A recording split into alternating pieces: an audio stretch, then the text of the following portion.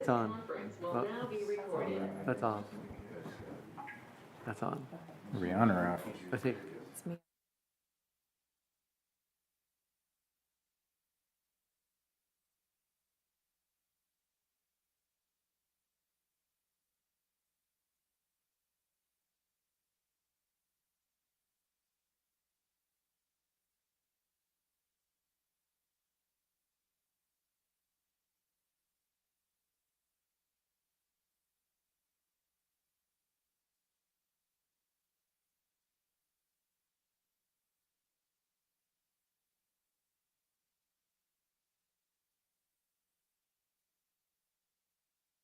The select order at 6:30 p.m. Let's stand for the Pledge of Allegiance.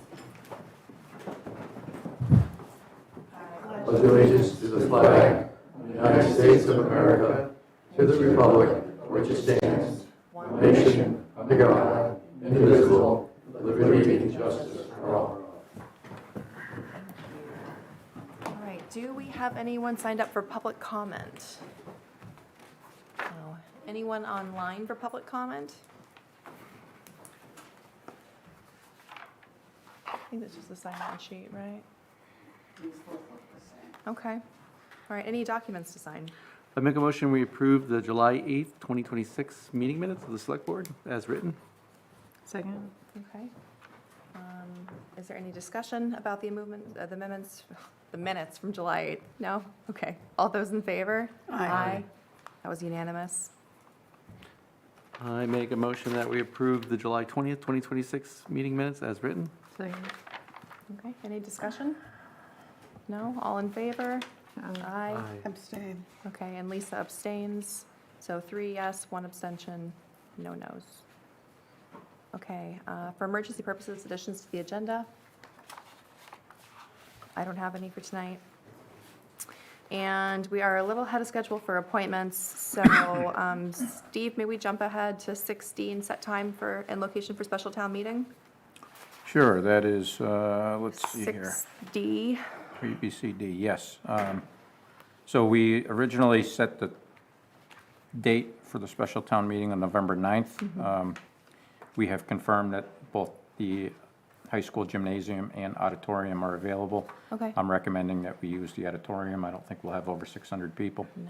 No. And traditionally, our specials are at 6:30. Okay. So if you're okay with that, I would recommend that the board vote to set the time and date for 6:30 in the auditorium on November 9th. I make a motion, we set the special town meeting for 6:30 PM, November 9th in the Belchertown High School Auditorium. Second. Okay, any discussion? No, sounds good. Yeah, that works for me as well. All right, all in favor? Aye. Aye. And anyone abstaining? Nays? No, passes 4-0-0. And we still have time for the next one, too. So it's set time for quad board meeting, August 24th. Yes, so that meeting has also been scheduled and confirmed. However, when the board previously voted on it, we said 6:30 was the time due to a conflict with the Belchertown Cultural Council grant reception. We're going to ask that the board start the meeting at 7. Right, that makes sense. I make a motion that we set the August 24th, 2026 meeting at 7 PM. Second. All right, wait. Yeah, so we can So discuss. when is that going to be? So that is Monday, August 24th. So we have 2 things that evening. The grants reception for BCC will be from 5 to 7, and then we were going to hold a quad board meeting at 7. At 7. It was going to be at 6:30, but we're proposing to adjust it so that we can accommodate both. Any other discussion? Yeah. Is it possible that it can go before the awards? I think there's probably too many people who have full-time jobs. Oh, I'm talking 5. No, The- it starts at 5. Yeah, the reception's from 5 to 7. Okay. Any other questions? Okay, all those in favor of setting at 7 o'clock? Aye. Aye. Okay, and that was all 4, that was unanimous. We can probably knock F off real quick. You want to try? Sure. All right, So- request to use town hall parking lot. We did receive requests to use Town Hall parking lot during Fair Weekend, which is September 25th through the 27th for parking cars. We have 2 requests, one from the Fair Committee for the lower lot and one from the Mill Valley Snowmobile Club for the upper portion of the lot. However, in years past, the Mill Valley Snowmobile Club will manage both spaces to ensure that they're properly operated. So if the board so inclines, you can, I would recommend that you approve those requests. So I was just writing down the quad board meeting. I don't know, what was the reasoning for making the change? This would be the same as, oh, for the quad board meeting? No. Oh, for this is the same as last year, so the Yeah. snowmobile club is asked to use the parking Oh, lot I'm for fundraising. Thank you. That's fine. Yeah, That's fine. I thought we were on to something else. I make a motion that we approve the request from the Fair Committee and the Mill Valley Snowmobile Club to manage the parking for the town hall parking lot during the Second. fair.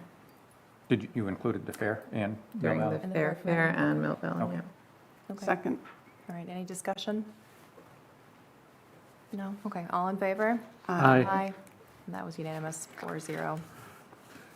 Ready for the poll hearing? We Yes. are, so moving on to section 5, appointments, at 6:35, we have a poll hearing. You are hereby notified that a public hearing will be held during a regular meeting of the Select Board, which will take place in person or remotely at 6:35 PM on August 3rd, 2026, upon the petition of National Grid requesting permission to locate poles, wires, and fixtures, including the necessary sustaining and protection fixtures along and across the following public way: Old Enfield Road.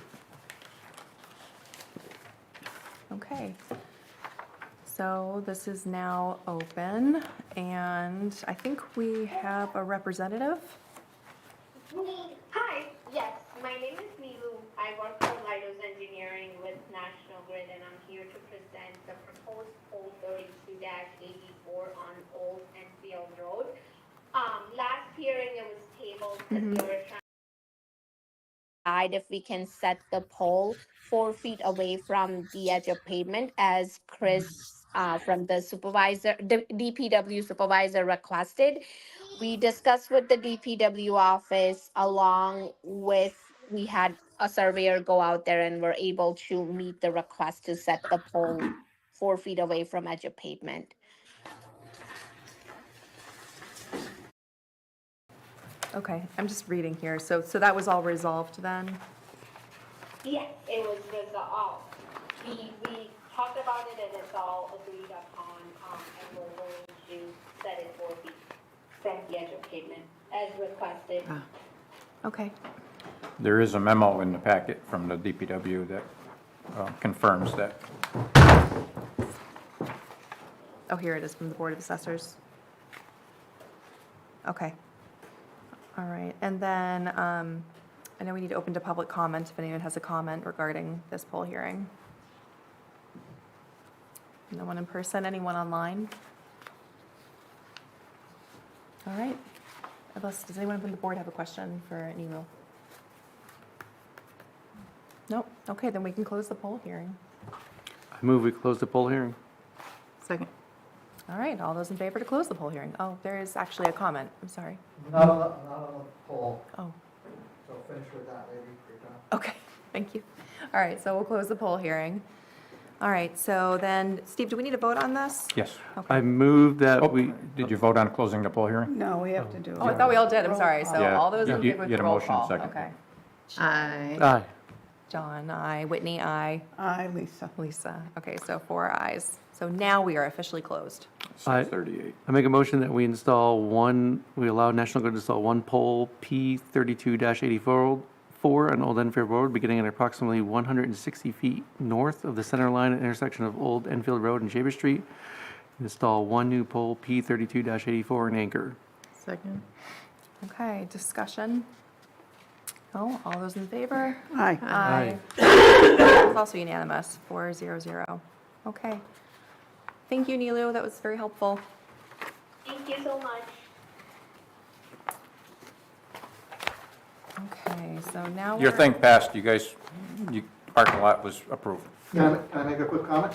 Sure. It's up to the chair. Hi, Steve. Yeah, Chair that's fine. Whitney, Yes. Board members, good evening, thanks for listening to us. Thanks for the vote. I just want to say on behalf of the entire snowmobile community and the Mill Valley Snowmobile Club, we appreciate the privilege of parking cars at the town hall for the 167th Belchertown World's Fair. Thank you. You're welcome. You're welcome, and thank Thank you. you. Okay, our next appointment is we have Andrea Crete, Health Director, and John Briggs, Pioneer Valley Mosquito Control. Now, are either of them here? I am Andrea Ken. Creed. Ken. Oh, actually, Hi, you've changed. I just spoke to Andrea about an hour ago. I'm Ken Elstein. I'm Vice Chair of the Board of Health, and I'm here on behalf of the Board of Health in support of the proposal for the town to join the Pioneer Valley Mosquito Control Commission. Uh-huh. We heard, is John Briggs He's here? behind you. Next to me. Yeah, that'll be easier. He's- Yeah, we met last August, actually. He made a lengthy presentation to the Board of Health, and we voted unanimously in support of it. If I might just speak personally before he gives you the details. I guess it was, I'm pretty sure I was on the select board at the time, which was before the pandemic, in which there was there were cases of EEE, Eastern equine encephalitis, in our part of the state. And in particular, a horse died here, but more important, in the town of Orange, a little girl got it. And while she was one of the perhaps 50% of people who survive EEE, nobody really ever recovers from it. And because of that, we had to get all the town committees and boards involved in figuring out what to do. We specifically, if I remember correctly, Steve, you might remember,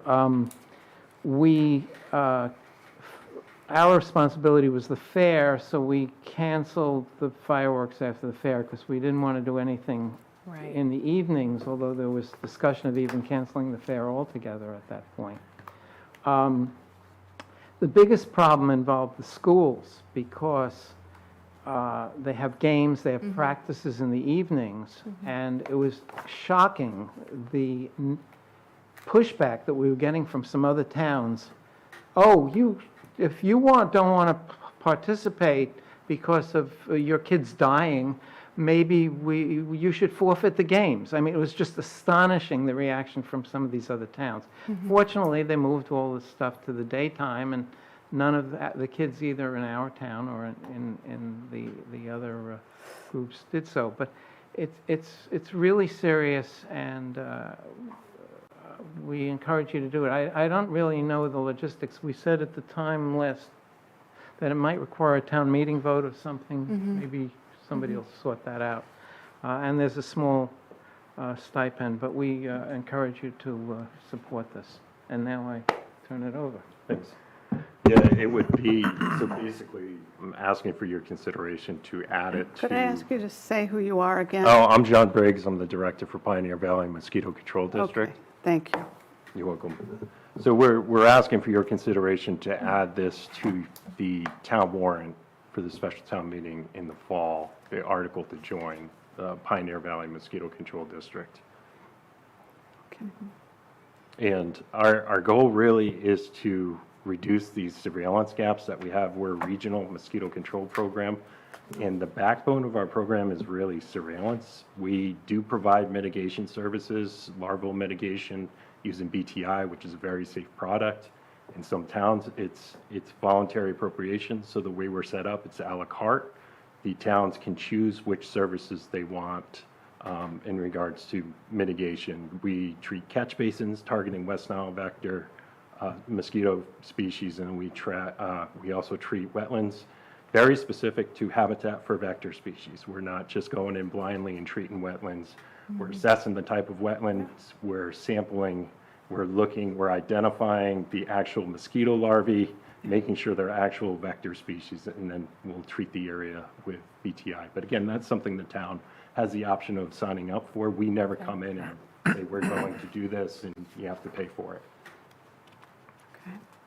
So and you're right, I think it does have to go to town meeting if we choose to move forward, but by joining, so then there's levels of joining. There's just the But surveillance. the annual membership includes surveillance, yes. And so we do comprehensive surveillance where we're trapping at least 15 times a season. Okay.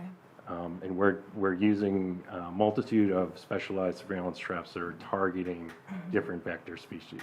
And we're doing it throughout areas that are close to humans, population, neighborhoods, and then also vector habitat. So Is that what is the basic cost of, I think you said, Ken, it was $5,250? $5,250. Okay, yeah. Is that the basic, or is, That's basically the annual membership is that fee, but we also include a direct service, which is surveillance. That's included with that fee. okay, and so, I wanted to go back to Ken for a minute. Ken, what are the long-term effects of mosquito-borne illnesses? Well, some people die. I mean, mosquitoes Yeah. worldwide are one of the biggest killers. Fortunately, we don't have malaria up here, I guess. But for those who survive, But it never in that goes away. particular case, but there's also more common would be West Nile virus and various other things. It's more for the community to understand that this is something that you carry with you, if you do, for the rest of your life. With respect to some of the diseases, yes. And The other thing is, I mean, you know, compared to our town, but, Mr. Briggs, you're a government employee, right? Correct. Right, so, which was the first question I asked. So this is not, you know, some kind of private company or something no, I like get that. And it just seems worthwhile for $5,000 to get. Well, I have just a couple of other Participation. clarifying questions. So what I read several times in the material was, when implemented correctly, these scientifically proven strategies not only do this, this, and this. So the question is, I have three, who administers it? And if it's you guys, okay, great. If it's town employees that do it, is there training involved with how to administer it correctly? And then what, if any, oversight is provided to ensure that it was properly implemented, and what is the process? So we do everything, Yeah. pretty much, yeah. So that's our area of expertise. So we're going to be doing the trapping, the surveillance, we do the lab work, we do the mitigation. The only area where we do see other towns, DPWs will treat catch basins. They'll prefer to treat catch basins, so I'll provide some, some expertise in that area, which products to purchase, the proper licensing that they need in order to apply these products, when to apply them, and Okay.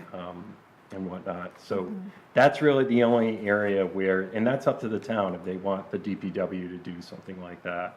It probably is cheaper to go through the DPW if they have the resources to do. Well, I mean, you gave exactly what I wanted to hear, which is basically the experts who are trained in this are the ones that are going to be administering the program and monitoring it. And one last reassurance, mosquitoes do serve a purpose. There are, birds eat them, but, other wildlife eat them. Does this in any way negatively affect that ecosystem? And certainly, do any of the chemicals affect that ecosystem? It depends. That's a good question. It really depends on the situation, the circumstances, those micro ecosystems that we're treating, the aquatic organisms that we could have these indirect trophic effects, food web effects. So we're actually assessing that as we're sampling. Are we finding predaceous beetles? Are we finding dragonfly larvae?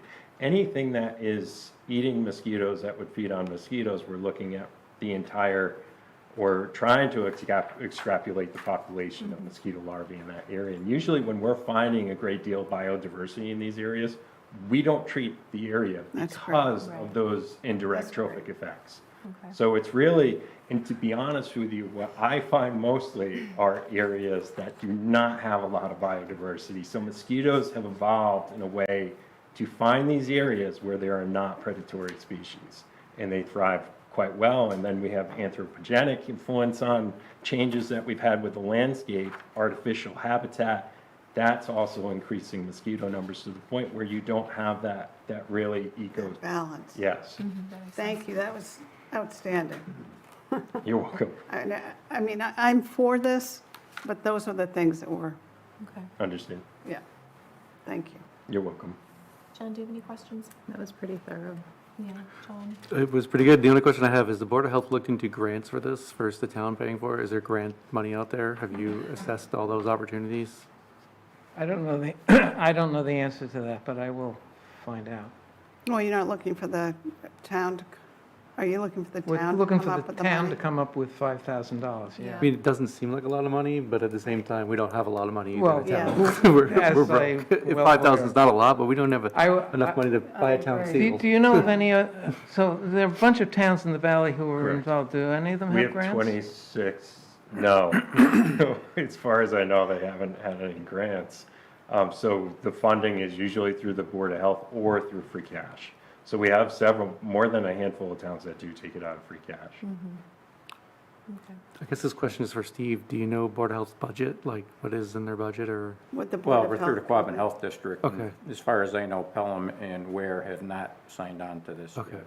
I don't know if they will, So we'd have to do a three, Yeah. what do I we guess I'm need just trying to to- understand it more. if the funding's going to come through them, Okay. yes. Interesting. So how does this look Yeah. in going to annual town meeting? Well, we can either bring it to the town meeting in the fall, or we can bring it in May. That's up to the board's discretion. If you want to bring it at all, that's up to you as well. In what order does it go, though? Do we have to have the district approve it before the town does? It sounds like it's a town-by-town basis, is that what I'm hearing? So you're not recommending that this go through the Quabbin Health District? No, it's now a year ago that we had this conversation. I do remember that question. I don't think it would be done by the Quabbin. They felt it had to be done by the towns. All the other participants or towns. The funding would have to come through the town? It would be municipal, yeah. We can't accept any other funding due to the legislation that I we're mean, to currently John's under. point, we can't even get a town seal. Well, I'm questioning, has the Quabbin Health District voted on this, or is this just something that the local Board of Health has? We generally work closely with Hand in both. hand, Yes. yeah. What state agency is, I can come back on, with an State answer. Reclamation and Mosquito Control Board. no, what state division does Pioneer Valley Mosquito, who do you work for? We're under the State Reclamation and Mosquito Control Board, which is under the EEA. So you work for the EA? Yes. Okay. What But does this- that stand for? Environmental Executive Office of Environmental Agency. Yeah. Thank you. I've tried to think of the exact I term. knew environment was in there. They all have an E in there someplace. Okay, So I guess I'm tonight- curious why the state hasn't picked this up. I mean, the state does do surveillance, Yeah, and I don't understand why the Yeah. state's requiring towns to pay additional money to do surveillance. Right. It's, But if what I read is accurate, it doesn't sound like this has been a huge problem in Massachusetts. From what I can tell, since the early 1900s, there's only been 21 cases of Jamestown Canyon virus in the entire United States. Triple E, since 1938 in Massachusetts, has only had 119 confirmed cases. In West Nile virus, between 2000 and 2025, 268 cases, and 80% of those were asymptomatic. So I don't know if this is something we need to prioritize. I would like to have more information from probably the Quabbin Health District. I agree. And also a funding mechanism if we were to consider it. how does sampling take place right now, though? There isn't any sampling occurring? DPH does your sampling for you, but they're very limited. So they're probably averaging around 4 times a season, whereas we're, like I said, we're 15 or more. Okay, So it's a bit more robust, comprehensive, and the purpose of it is to provide this early warning detection system for the public. Okay, thank you. You're welcome. May I suggest that perhaps we could plan to put it on the special town meeting warrant, and then we could deal with whether we recommend it or not if we get the answers. I mean, I don't think we should put it on the warrant until we have the answer. Yeah, Probably need some more and I think we information. have to vote on it Yeah. Well, in you vote order on the full for warrant. it to be. Right, of course. So what other information do we need in order to vote to put it on the warrant? It sounds like we want to know whether or not the Quabbin Health District is. Well, we haven't board. set the warrant yet. The Yeah. deadline to submit warrant articles is September 4th. Yeah, And then we'll schedule a meeting to talk about those articles to determine what goes on and what doesn't. So there's plenty of time. right. So what information do we want to gather? We want to find out about the Quabbin Health District, if they're And this, moving it. why isn't the state doing this? Why isn't the It's a state doing priority. something? And Yeah, also localized numbers. I mean, Steve, you gave us localized numbers.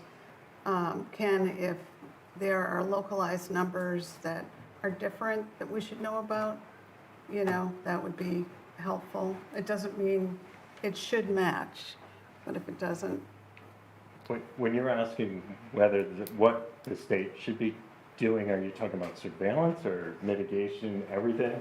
Well, my understanding from what you just said is the $5,200 and whatever dollars is strictly surveillance and maybe public Correct. outreach. Any mitigation is à la carte, which means we have to pay extra for it, Correct. which I want to be clear with this board is the use of pesticides. right. We can gloss over that all we want. The larvicides putting in catch basins is a pesticide. And that generally does not go over well with the residents of Belchertown. Targeted spraying, we have 55 square miles of land in Belchertown. We have wetlands and waterways, drinking water supplies. Even that is difficult. So we don't do targeted spraying. We don't do pesticide. In the product we use is BTI. So that's so safe you can use it on an organic farm. Right, but what So we're not using methylprene, we're not using any synthetic pyrethroids or pyrethrins.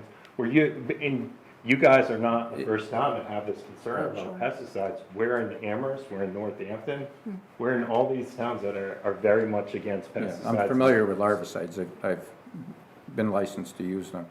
So you know about But it's BTI. still classified as a pesticide. It is, yes, but it's a pesticide that I would say in general, a lot of people accept, even people that are very much against pesticides. Once it's explained to them how it works and how it's not really, it's mostly targeting mosquito larvae, non-biting midges and black flies, it's the other non-target organisms that it's targeting. Right, but we have to pay extra for that. That is correct, yes. and do we know what the costs are? For the catch basins, it depends on which ones you do. We usually do a 90-day BTI briquette in May to start knocking down Culex pipiens, restruens populations. Those are the primary vector for West Nile virus.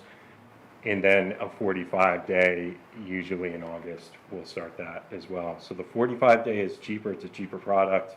Comes out to around, I think it's $3.67 per basin.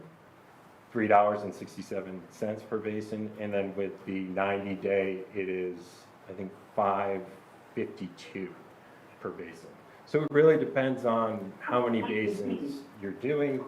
If we're targeting, just 100, it's not a considerable amount of money, but if your budget's tight, I totally understand. It's an added expense. Well, in reading the report, and I'm sure you read there was a blanket statement that this is not going to hurt wildlife and not going to hurt vegetation. Right, we're And- looking for the least Yeah. impact on ecosystems as Yeah. possible. But as we know, there's no pesticide that is truly organic. PTI is pretty close. I know, I'm just saying, we do The know that. naturally occurring soil bacteria. Yeah, yeah. But it is the safest product that we could possibly. No, I agree. I think this needs a little more thought. Okay, so what else do we want to know? Because I'm always of the opinion that we should push things forward for our town to vote. I don't like things to stall out here, but what do we need to be able to provide so that they can be educated in their decision?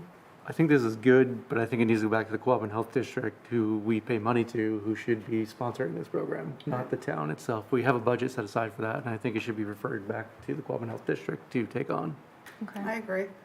I also think while it's a glib statement, like, what does it do? What does this pesticide, what, if anything, does it harm? And if you come back with nothing, there's nothing, no evidence, then great. But If I we might have say that you're not farmers here. voting here to use anything. Yeah. What you're doing is to find out what's going to happen, ideally before there's a crisis. And Right. we've had crises Which I with appreciate. this, so. Yeah. Jen? And given the statistics, given the statistics that Steve mentioned, do they cooperate with your statistics? And if that's the case, does the risk outweigh? Well, what's the value of a life? But, That's a beautiful, beautiful thank thing you. to say. I appreciate- Okay, Jen, what were you saying? So, in your experience with the mosquito district, is this a concern statewide and a priority statewide because there's an increase in mosquito activity because of climate change or some other altering factors? Because that, I think, is an important consideration in this conversation. We're seeing, we're seeing evidence of that. We're seeing longer growing seasons. With longer growing seasons, you have Culicida melanura, which is the primary vector for eastern equine encephalitis. It usually has 2 generations per summer. If we go into longer growing seasons, it's likely going to have more than 2 generations, which will impact the amplification cycle of Tripoli in the bird population. And then we're also seeing invasive species, Aedes albopictus. That's made the headlines in, I think, 2017 or 18 for Zika. So that is, could transmit chikungunya. Obviously, it's not a local disease, but we do have to worry about, diseases that it can transmit from human to human. It doesn't necessarily pick it up from an animal. And so that species we've been finding a whole lot more of in Massachusetts, and even we found it for the first time in West Springfield. Before that, no one had found it, and we had done the epidemiological detective work to pinpoint where it possibly could be coming in and what it was utilizing for habitat. And so we have found an abundant amount of established Aedes albopictus. They're a concern. We've also found Culex erraticus, a southern species, and before we found them, we had been only found in a handful throughout the entire state. I think the total was around 16. We found over 500 Culex erraticus. And so that's an indication that perhaps the climate is having an impact. And Culex erraticus is a bridge vector for Tripoli down south. We don't know how it is behaving, and up here as far as it being a viable bridge vector for Tripoli, but we can assume that it is. Okay. I mean, my Anything else? recommendation Yeah. at this point would be what other additional questions that we have, and then we can vote again with whether or not we want to advance it to town meeting. But like any other information we would need from John. Yeah, Does it make any sense to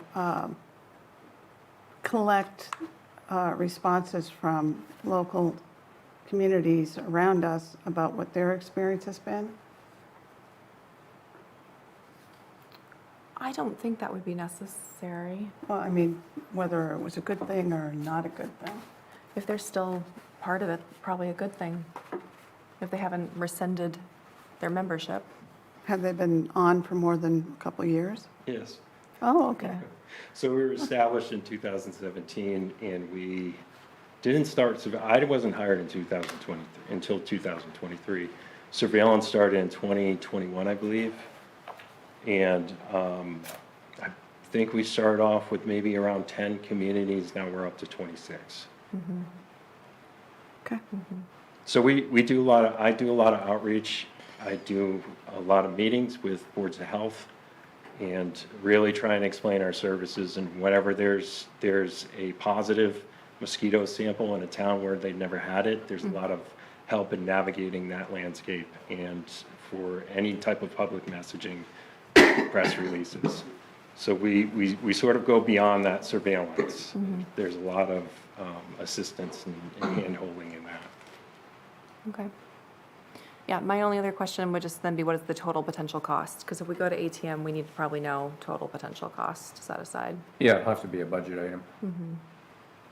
But, you know, again, I am concerned that we have a state agency asking for additional money to do What another surveillance agency. over and above what another state agency is doing. It Right. seems like the state agencies need to get together and provide all of the communities the proper service. It's the legislation. that we're Yeah. under. Yeah, Okay. so, yeah. But Just- it does provide the town access. So with DPH, they are providing the service. It's at a minimum, but they are providing the surveillance. That if you were to get a triple E, a situation where it's an emergency, GPH doesn't do anything in regards to, you know, any kind of targeted control strategies. Oh. So that's really the Okay. major benefit is having that, and that is not, if we're doing something like that, it's not very costly. Okay, And it obviously, the pros outweigh the cons with something like that. okay. So you have a way to respond. Basically with us, you have a way to respond. If you wanted to sign up for mitigation services, that's more of a proactive approach. Okay. All right, so I think we have a couple more questions, so we'll need to take it up next meeting to vote unless anyone wants to vote tonight. No. You want to do it next meeting or when we do all of the articles for the town meeting warrant? That's a good, well, if we think there's gonna be any additional conversation, we should do it next meeting. If we think we'll have everything, then it can be when we do the full warrant. Not next week, no. No. We won't have the full warrant discussion. No. Beginning of If you think we have the questions answered by next week, we could talk about it next meeting. right. Otherwise, we just do it with the full warrant. Is that something you can provide by next meeting? Do we know when? I think you're asking me that, actually. Well, Well- when does the Quabbin Health District meet? We meet like twice a year, and Oh, gosh. anyway, I'll try to find out. I mean, Yeah. I have some Maybe just a few emails. thoughts about it. Do you have some Okay. connections? All right. Yeah, I'm vice chair of that too, but the Quabbin Health District. But budgets are really tight there, and of course, what we've tried to do over the recent years is keep our budget flat because all of the towns face the same Sure. issues, which we've been successful at, Okay. as long as the grants keep coming in. About half of our budget is grants. Okay. I don't have any other questions. Anyone have anything else? All right, well, thank you very much for coming in. Thank you. Thank I you very appreciate much. it. Thank you. Okay, let's see. We have another appointment from the Clapp Memorial Library. I believe we have Cindy Haberson and Bill McClure here to give us a review of fiscal '26 and goals for the new year. Want to come up to the hot seat? Thank you.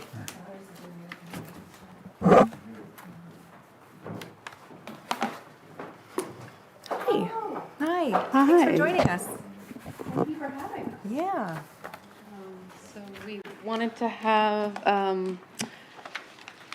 offer a recap of our fiscal year '26 and sort of our goals ahead, just to keep you informed of what the library is doing. So thank you for that opportunity. Sure.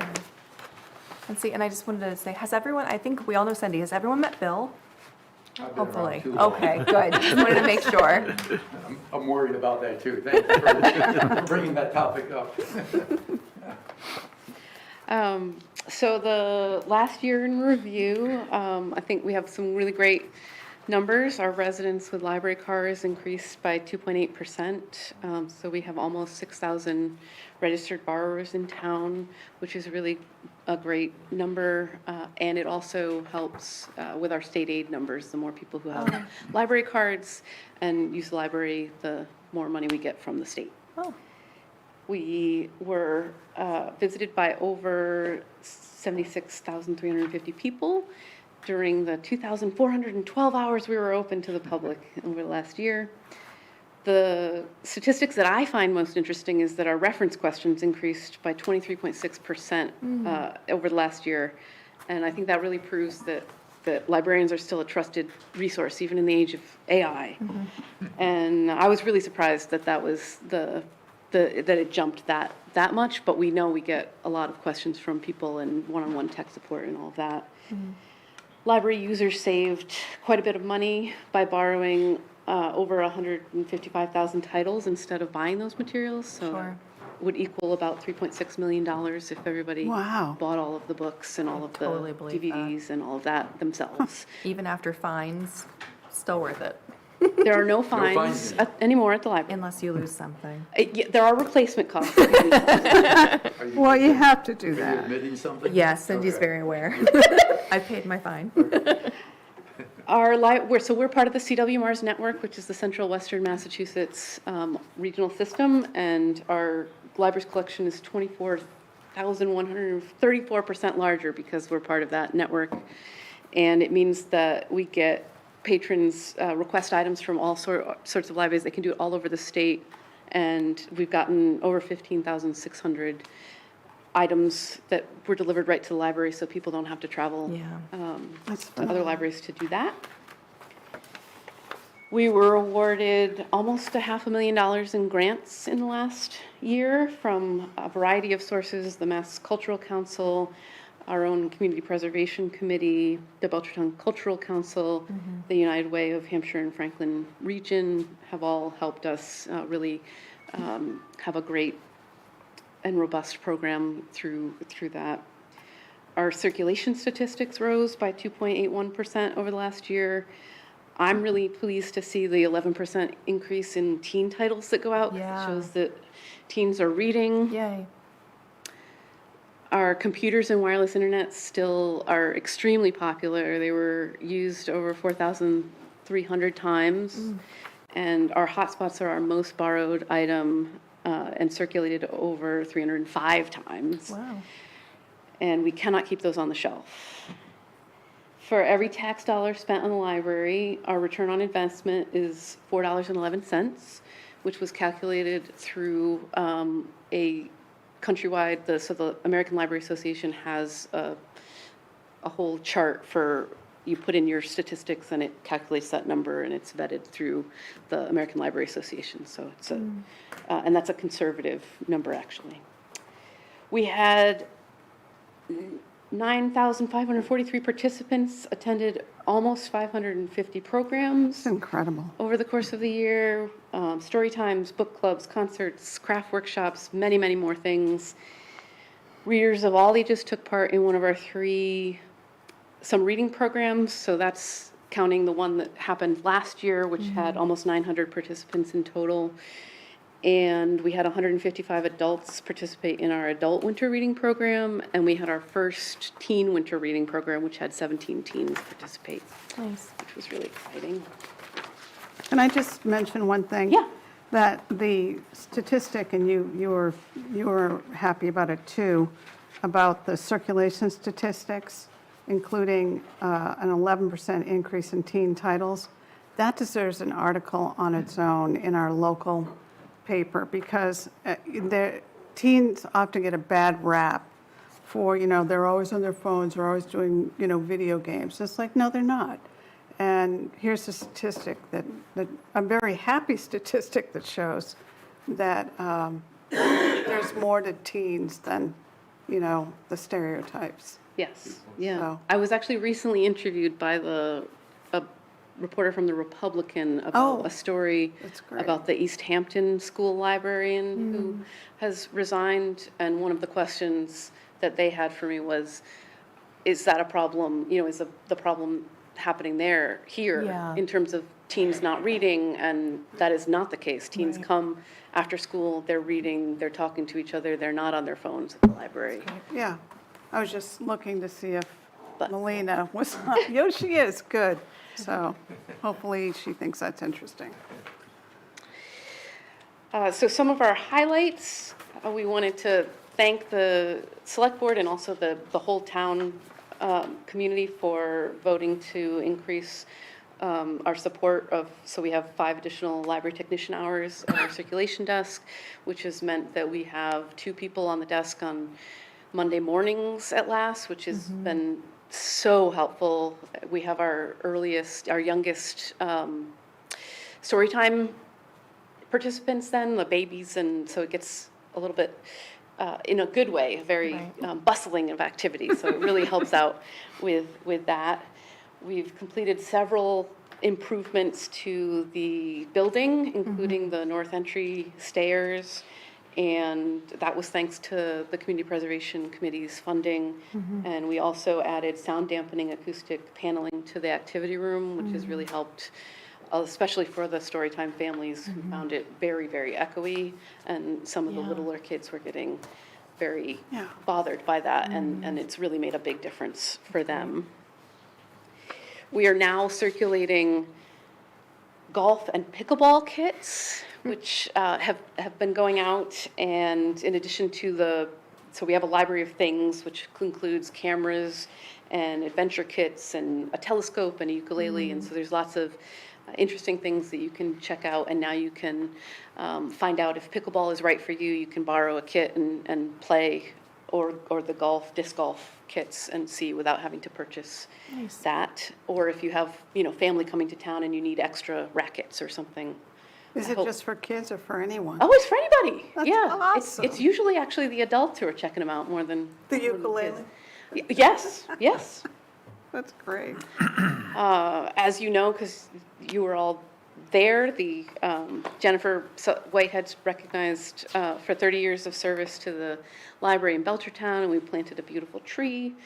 And then we have so many programs. So pictured here is one of my favorites, is it's a cupcake. So we have Cupcake Wars, and it's a 3D library where you can remove the top. And so it's a little bit small, but it's a gummy bear reading. And I just think that was the cutest thing ever. So I had to share that. We have some challenges. One of them is maintaining our state certification, which is of 4 months most importance to us sort of at all times. And part of that is the municipal appropriation requirement, which stipulates how much we have to be funded in order to maintain certification. And connected with that is the materials expenditure requirement. So based on for a population of our size, based on the appropriation, it dictates the percentage that we have to spend on circulating materials. And then a particular challenge to us often is the minimum hours open requirement. So in the last 6 years, we were pushed into another population group that's considered by the state, and so now we have to be open 50 hours a week, including some evening hours, and that's why it's been so helpful to have these incremental staff increases to make sure that we can still staff the desk, because we need at least 2 people in the building at all times for safety. And then there's the minimum standards for free public library service. So we have to be open to all residents of the Commonwealth, which is really easy to do. Make no charge for normal library service, also, sort of part of our core, and lend to other libraries in the Commonwealth. So those minimum standards are really easy to keep up with. There is always an increased need for programs and outreach. We've been expanding our programmatic needs because of the increased demand. So there's increased demand for programs for school-age children. We've gotten a lot of demand for night and weekend programming based on the surveys we did as part of our strategic plan. And the other thing is we have wait lists for our programs that are 2-3 times the size of what we can accommodate. And so we could add, if we could, accommodate 3 of those programs, we would have the people who want to take it. We have a lot of outreach expectations. So there's community-wide events that are both an opportunity to be seen and take part in, and also a challenge in terms of staffing, particularly when they happen often on evenings and weekends, to make sure that we can both keep the library open and be attending those events, and the sort of greater outreach efforts with townwide initiatives, with the newsletter, and trying to make sure we're participating as every town department is in promoting our news that way. And then balancing these essential services with our burgeoning needs for programming and outreach. So we have to maintain that minimum staff in the building while also supporting programming, and that's sort of a continuing balancing act to try to do that. So our historic building is the sort of challenge that you probably have heard the most about. It's difficult to offer programs during our open hours due to the space constraints that are there. It's not enough space to support a collection size that we should have based on our service area, service population area. And we did have a space study done by an architect through a grant, and it did not produce a workable plan for how we could sort of reuse the space in a way that was at all feasible from a budgetary standpoint. For instance, the mezzanine that is beautiful, if you've seen the second floor, we can't have that open to the public, so it's a storage space that's a bit of a wasted space that way. And then our staff are really on top of each other. We don't have a dedicated space for them to have lunch or offices for all of them. We have to sort of share space that way, which can be a challenge. Ongoing maintenance needs are sort of always part of the job. So, for example, this past month alone, we've dealt with a flooded bathroom due to the foundation leaks, a flooded basement, our HVAC system went down twice. We've had 3 boiler repairs, and we've had them back for more entryway door work. And that's the extraordinary stuff in addition to Normal stuff. the normal everyday maintenance, just to give you an idea. And then we have major capital projects that are either underway or upcoming. So you've probably heard about the window project that the CPC is fortunately funded for us, and we've also gotten the grant through the Mass Cultural Council to do a repair of our windows so that we will stop the leaks that are happening there. Our basement, and then we have an upcoming project where we're going to have to replace our limited use, limited access lift because it's past its service life, and so we're trying to get ahead of that so that we maintain accessibility before it fails. Right. So that was my really rushed through review of 2026. For going forward for 2027, our top priorities are definitely to complete the window restoration project. The Community Preservation Committee was really great and have approved, so we have to change our project a little bit because the state is mandating that we do a repair of the windows rather than a replacement of the windows. And so we need to get that, so that'll be coming on the warrant for the special town meeting so that we can get that language updated so we can continue with that project. And the Community Preservation Committee was very supportive of that, and so we thank them. We are going to return, the return of the Friends book sales is something that I know everybody is really looking forward to having. So we have,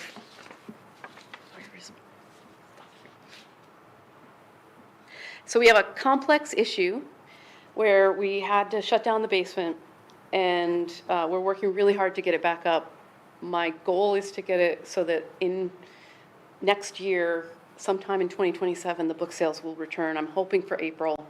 But we have a sort of a complex issue where we need to install ADA compliance, so a ramp.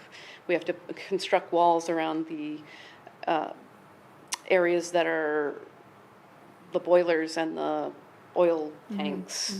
There's electrical work that needs to be done. There's additional fire safety alarms that need But to this be is all installed. state regulation, right? Yes. So this is not anything that the library had any control over, and No. you want to be compliant with? We definitely want to be, state. yes, we Right. definitely want to be compliant. There's huge safety.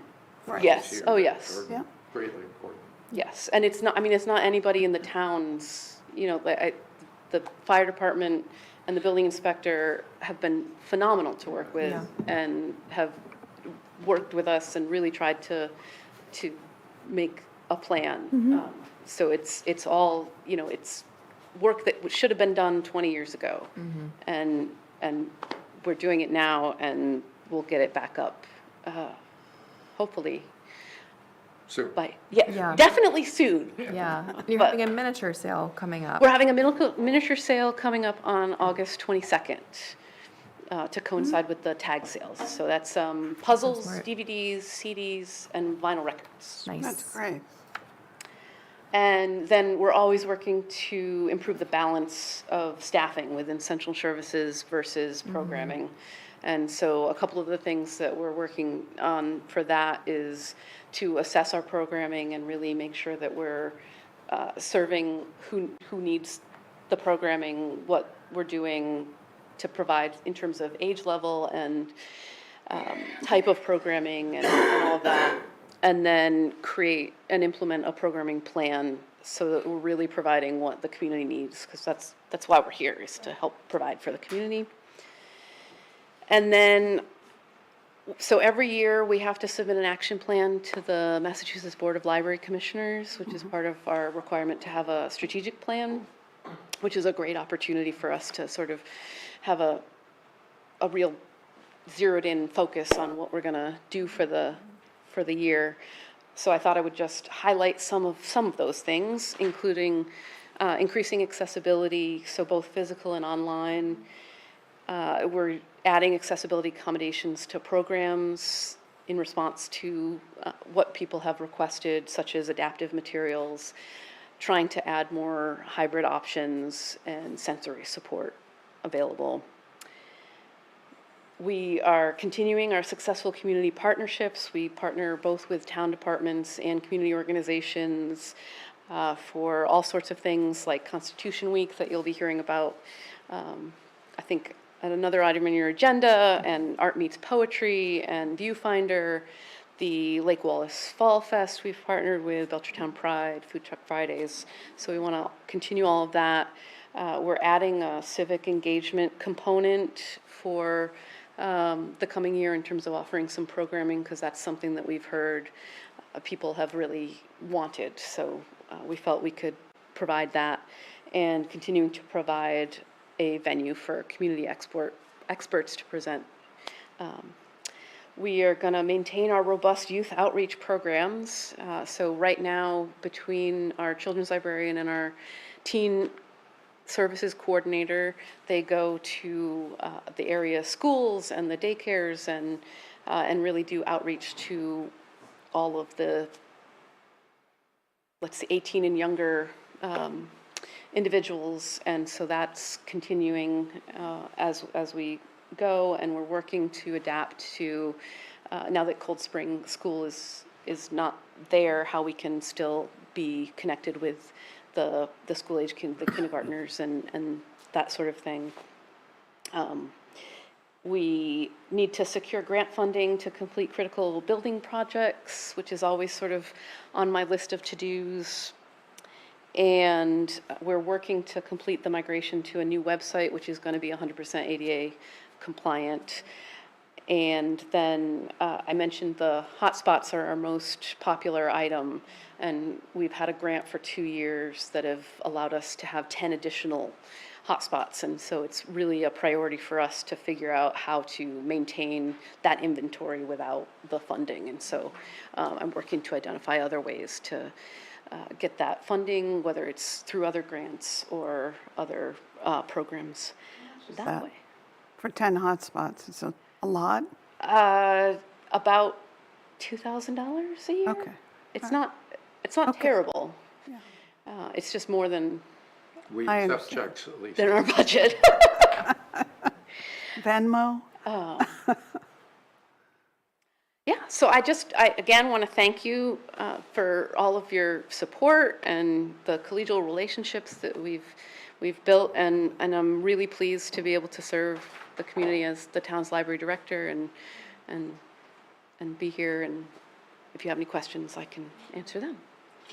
For coming. I know we talk about you so much, so it's nice to hear directly from you.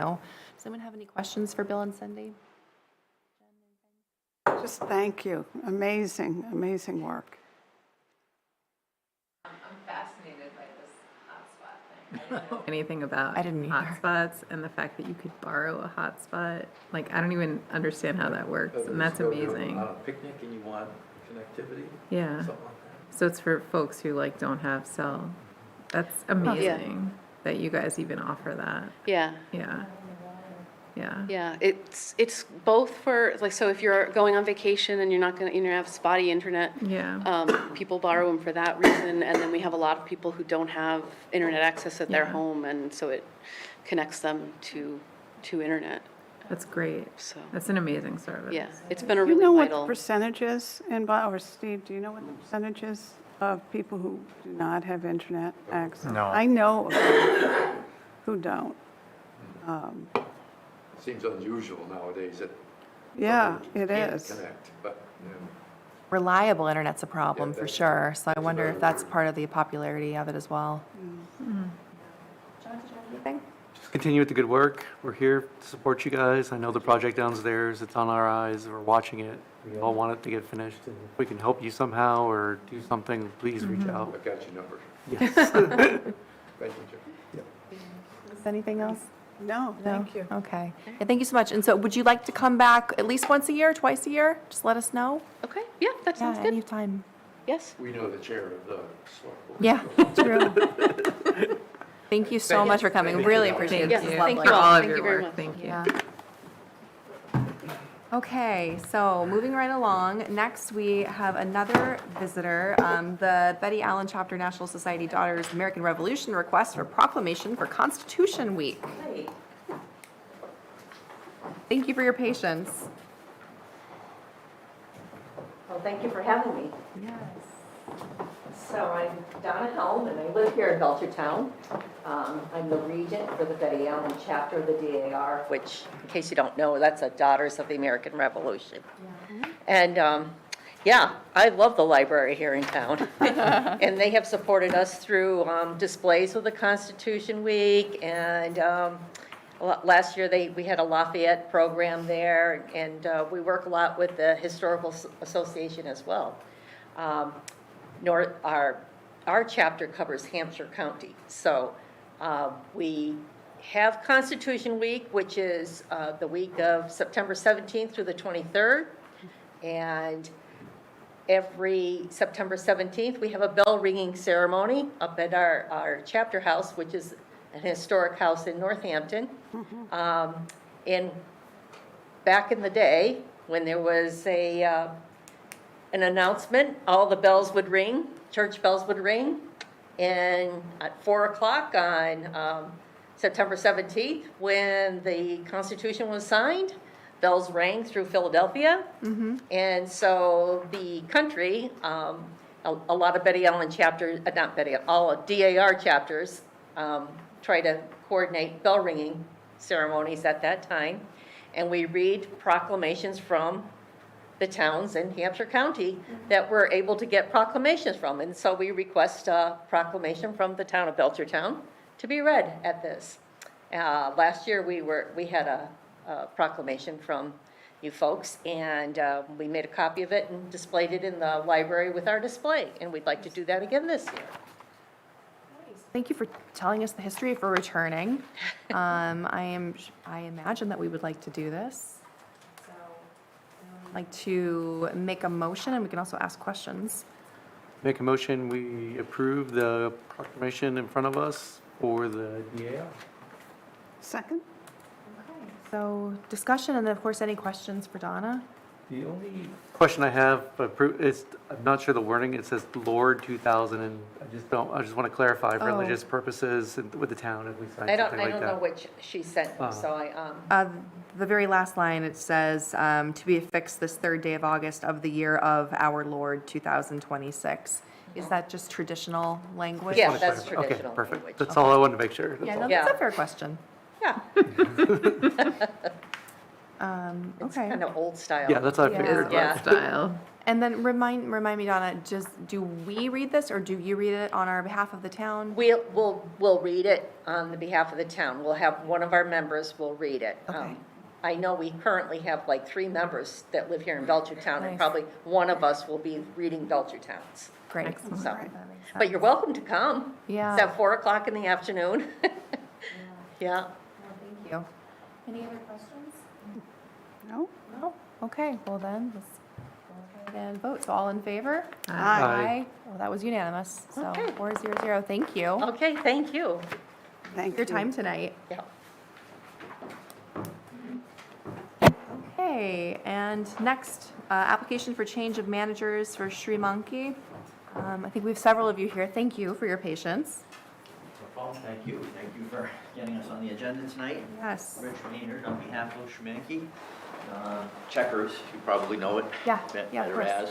as. Don't want to take up a lot of time of your meeting tonight. It's a pretty straightforward request. Mm-hmm. The current manager, liquor manager for the store is moving on to a different opportunity, so obviously you have to have a manager in there. So we're looking to have Mr. Patel, right to my left here, to come on as the new manager with the approval. He's tip certified, he's been a manager at another store, is currently actually, although he'd be changing from that store into this location. So he's familiar with the role, and has, as I say, you should have in your package a copy of his tip certification. We're hoping that the board would approve that change. And we're still waiting the Cold Spring from ABCC, but Oh, I'm That's it. sorry. Gosh, I thought that was well Yeah. taken care of and done. hopefully soon. Steve, you're more an expert on this than I am. It looks like everything is here and in order. Yes, everything's in order. Attorney Maynard did a fabulous job, as always, putting it together. Yeah. We do have the Corey, we have the tip certification, we have the application filled out. Okay. Once the board votes on this, it'll go back to the ABCC for final approval, which usually takes, a short amount of time. These are a little bit faster than licensing. Okay. So I would recommend that the board approve this. Okay. Make a motion, we approve the application licensing authority change for Sheer, I'm pronouncing this wrong, sorry. I can't pronounce it. Mika, Schmanke. Shumiki Incorporated, DBA Checkers Liquors and Deli. Second. Okay, any further discussion? All right, all those in favor? Aye. Aye. And that was also unanimous. Congratulations. Thank you. Thank you. Thank you. Thank you so much, and good luck. Yeah, thank you. Oh, I don't think we have to have it notarized or anything. Okay, so next, request to place signs on town property for boat. Are you here for that? No, not So yet. we do have a request in our packet. We also have a representative of Boat online. Online. Kristen Hoag. Yeah. Okay. See if she wants to speak here.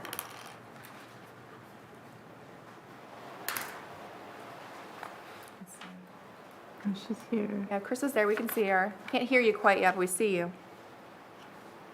No, you're still muted, Chris. While she's looking into that, I'll be really quick. Okay. Boat is going to be hosting an event on the Common August 24th. They've submitted a request to use the Common for the display of the purple flags to Oh, honor sure. the victims of opioid addiction. And with that, they want to put signs up around town in various locations, starting on August 24th and ending on September 1st. Right now, we only have, at the time of this event, we will only have 2 other active sign requests in. One is the Lions Club, Right. which is sporadic. It coincides with their sales, and the farmer's market, which we know is every Sunday. So I have no issue with this sign request. She has met the intent of the policy. There'll only be one sign in the historic district, and she has a full list of all the other locations in the packet. Did you get your thing straightened out, Chris?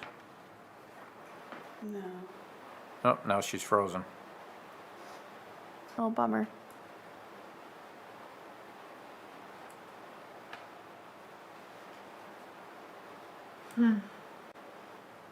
Oh, okay. Let me just get to that, because there is one more thing that I would like to point out on her behalf. Okay.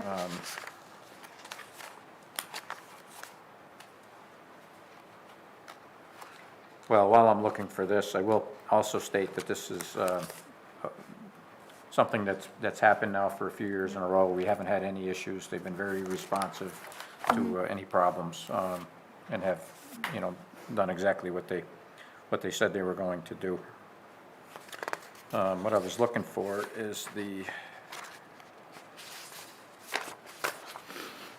What's the topic? yeah, I was hoping to see I know it's in here. Is the candlelight vigil, is that what you're looking for? Yeah, I want to just point out how many deaths occurred in Oh, okay. Massachusetts. Yeah, because I see their vigil is for August 31st from 6 to 8. If I recall correctly, we got feedback that no one from the select board came last year, and I think they'd like us to at least send one representative. Yeah, yeah.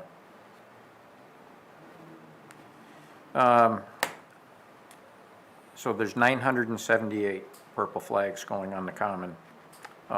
These represent the lives lost to overdose in 2025. In the state of Massachusetts? Yes, that's a very significant number. Yeah. Do we know what the increase was from 25 to now? I don't have that with me. Chris would know, but it sounds like, certainly looks like she's having some issues Yeah. with internet, so. And then, this is the time I make a motion, we approve the signs request by vote for sign placement from August 24th to September 1st, 2026. Second? Any discussion? Okay, all in favor? Aye. Aye. That was also unanimous. I don't know if Chris can hear us, but Steve, can we have Abby or someone send out an invitation to all of us for the There she is. vigil? Sure. She's trying in another place. We still see you. Sorry about that. Oh, My, I hear you. computer died. Oh, yeah. Oh, naturally. Well, Chris, we're going to make it easy on you. We went ahead and we voted and approved the signs. Okay. Yeah, but I did want to say, and tell me if I'm speaking out of turn, my recollection is last year we didn't send a representative to your vigil, and if I recall, you would like us to do that. Okay. Yes. Yeah. So we have AANA, Empower Health, I think, in Tapestry coming, Okay. and a couple other organizations. So we do have it all set up and ready to go. From 6 to 6:45, we have like different stations set up for people. We have like different, like a care station where people can go and do luminary bags and do like rock painting and coloring and that type of thing. There's also another comfort care station with like tissues, some lavender sachets, things like that. We have a memory board if people want to bring pictures or write somebody's name down. And then at 6:45, we are doing like an opening. I'm hoping Representative Saunders will be there, as he usually is. And then we do have a poem reading, and then we have an open mic. And then Michelle Ruby, we're hoping she'll close with the closing prayer Okay, at 7:45. So. that sounds really nice. Thank you. Chris, can you confirm yeah. the date? Yeah, so we're good. It's August 31st from 6 to 8 p.m. on the town common. And so we're going to be planting the flags Sunday after the farmer's market until that Thursday. I spoke with Linda LeDuc today. They're mowing on Friday morning, so we're going to get them off the common on Thursday afternoon. And the signs we'll put out the week prior, and then we'll pick them up on Tuesday, the day after the vigil. Steve read the number of opioid deaths that occurred from 2025 to 2026, and it was 78, I believe, 978. 978. Chris, do you know what percentage change from 25 to 26 that represents? Yeah, I think there was 1,125 last year, so it is going down every year. 3 years ago, it was over 2,000. Phenomenal. So it has dropped 50% in less than 3 years, so. I think we're that's doing what we're important. supposed to be doing in Massachusetts. I think that's important for people to know. Thank you Yeah, for and your work. I have a press release already written, and I'll be sending that into the paper as well, so people Excellent. know what they're looking at on the comment, and they know the statistics that are out there and available. Thank you. Great. Yep, you're welcome. All right, any other questions or comments for Chris? No? Okay, thank you. Keep doing what you're doing. We appreciate Thank you. Thank you very much for your Thanks. support. Bye. Okay, so we've already done a couple. So I think we're jumping ahead now to G, endorse amendment to Declaration of Restriction 631 Warrant Right. Is that right? That is correct. The property located at 631 Warren Wright Street was previously, and still is, under a conservation restriction through National Heritage, our endangered species program for eastern box turtle. The property owner there encroached into that area. I am a property owner. Oh, you're the, Former property owner. The former Encroached into the area. I happen to buy a property that I didn't know anything about this. Oh, okay. And then last year, I got an anal retentive buyer that stuck one map on top of the other and said, your barn's out of place. I had no idea. The barn was permitted by the town of Belchertown. I've been waiting 16 months to sell my home. I had it sold last year and lost my sale. I also lost my job and my home in Florida while I'm maintaining this one because a box turtle was seen 100 yards south of my property 15 years ago, and they know the state failed to file whatever paperwork properly, which led to the town issuing a permit for a barn that I had nothing to do with. And I'm super happy about conservation. I work with endangered animals in Florida all the time, but I need signatures so I can get out. Because can we have your name for the record? Yeah. my name is Francis McPhail, and I own 631 Warren Wright Road. Okay, thank you. So anyhow, this has been reviewed by council and our Conservation Commission, and they're in agreement that we should sign this document. Okay. And basically, it will change the boundaries of the restricted area so that the barn and the driveway and all the amenities that were just described will be outside of that area and can exist. And she'll have a clear Insurance title. bought my yard back. Okay.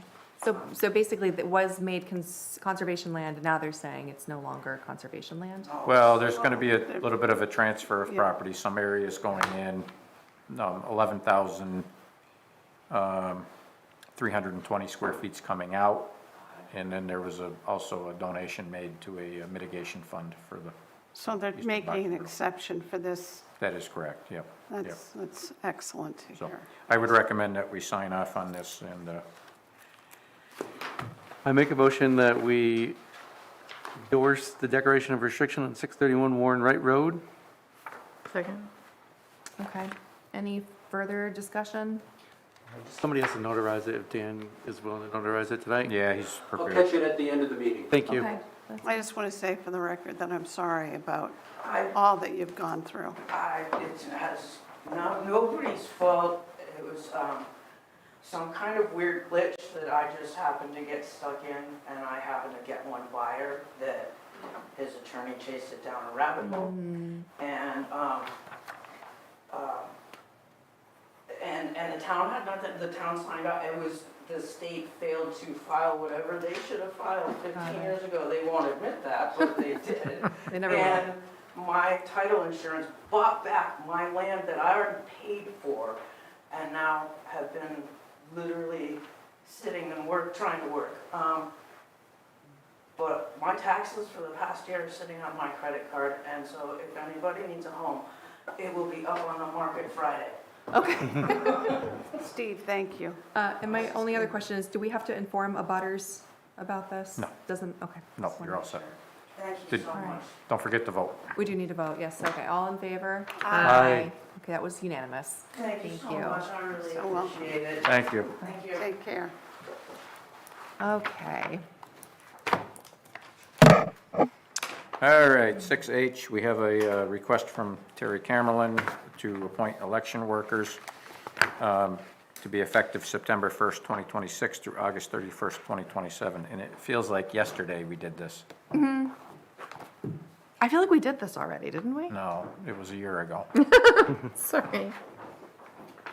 Sorry. I make a motion, we approve the election workers presented by the town clerk in front of us. Do we have to read the names or no? Yeah, it would just for the Put the record. effective please. term, Oh, effective term of September 1, September 1 2026. to September 1, 2026 to August 31st, 2027. I second. My discussion is I really feel like we did this yesterday, so that's just crazy. But no, this is great, and I mean, thanks to everyone who volunteers their time to do this. All right, any other discussion? No? Okay, all those in favor? Aye. Aye. Okay, that was unanimous. Oh, gosh, all right, so now, we did, The fire so department. request to solicit donations and participate in the parade from the fire department. Yeah, so every year the fire department submits the same request. They want to participate in the annual parade, and the association performs fundraising. All of the firefighters, whether they're on-call, volunteer, or paid, are part of the Firefighters Association. Okay, This is their fundraising arm. So the request is to be able to use town equipment and town uniforms while they're fundraising. oh, And we have traditionally always allowed this practice. okay, I see. I make a motion, we approve the fire department to solicit donations and participate in the parade for the fire department. I second. Oh, I should put a date in there, right? Do you need a date or no? No, I mean, I think it's understood, but the fair is the 25th through the 27th, so you could certainly, From the You wanna add This 25th. is for the parade, right? For the- I think, will they? this is for the whole fair. Yeah, The whole The whole fair. fair? Okay. Yeah. Did you get a second? Yes, Do you have who seconded that? Lisa Okay, did. you did. Lisa I did. I did. My only question is, I understand special dispensation to wear the uniforms. Are they also paid during that time? No, Okay. no. So they're volunteering their time? yes. There are paid details working the fair, Sure. but no, not while they're Not the ones that are fundraising. fundraising. But they're separate from the folks who are fundraising, right? The paid details are, yes, yeah, yeah. All right, well, that's very kind of them. Any other discussion? No? Okay, all those in favor? Aye. Anyone opposed, abstentions? Okay, it was unanimous, I just didn't hear it. Thank you. All right, we have review approved food and goods policy. This is our, yeah. This is the food, I think this is the food truck Is the policy. food truck policy? It is, after several revisions with council, it made sense to address the previous goal and objective to support pop-up vendors, which is very similar to what a food truck would do. If somebody wants to sell candles or homemade soap, and they want to have a stand on the common in the parking lot on a Friday afternoon, this will allow them to do it. The reasoning is the two policies would be exactly the same. We'd be looking at exactly the same criteria, exactly the same application, the same permit form. It's really just a title thing. We'd be looking for the same insurances. So it made sense to combine it into one and just address it all at once. So we Got could it. have, a pop-up food truck, or if somebody wanted to sell, I guess it got a little gray with me, because we started talking about, what if somebody wants to sell bread? Is that a food truck, or is that a pop-up vendor? But then what about crafts and those kinds of things? So it just made sense to combine it all into one for us. We don't have to approve this tonight. I mean, the season's rapidly coming to a close, we know that. But it has been in the parking lot for quite a bit of time. Once it's approved, we'll have a very simple form, a request form on the website, so people can fill it out and submit it. We will return the policy, they'll sign off on the policy, and once they do that and submit the required information, we'll send them another form, which will be their actual permit, and the policy will be attached to that. So the permit form itself and the application is just administrative. It's really the policy that I need the board to agree to. So I know we've gone back and forth again with council. This really isn't about generating money for the town. It's more about control, how many vendors, where they are, knowledge, because if there's a complaint, we want to know who was there. Yeah. Maybe we want to restrict the number of vendors, those kinds of things. So the fee is minimal. It's $10 an event or $100 for a year. And if they want it for the year, they have to give us a schedule so we know when they're going to be operating. There's means in there for revocation if there's problems. We can, discipline, suspend, revoke, those kinds of things. So I'm pretty satisfied with it. So, I'm ready to go, but it's up to the board. Yeah, Jen? So I'm just looking at the list of locations. And we don't have to do this tonight, but like maybe we should decide what spaces, like what's the inventory of locations that we have available for folks to do this type of thing, to include as part of the marketing, if you will, of like, we have So this we new would set thing. like 3 areas or whatever you're thinking. Well, I and mean, nowhere else. So, what's listed here is the parking lot in the common, Yeah. town hall parking lot, senior center parking lot, and then other locations may be considered by review of the town manager and the select board, but maybe we should, Well, I'm thinking about Arc Point, for instance. but that's a private business, that's not town property. And that's the Yeah. question I did want to ask is, you've listed that the policy does not apply to town-sponsored events, and then you list off a bunch of town-sponsored events. So who does this apply to, and who will be directly affected because of this policy? Yeah, I guess I'm trying to look in the back of my head for a good definition of a pop-up. But a town-sponsored event would be, the Food Truck Friday. No, We I wouldn't ask get those that. food trucks. I'm talking so, about what, because I want to understand Yeah, who falls outside of that right now. right. So if,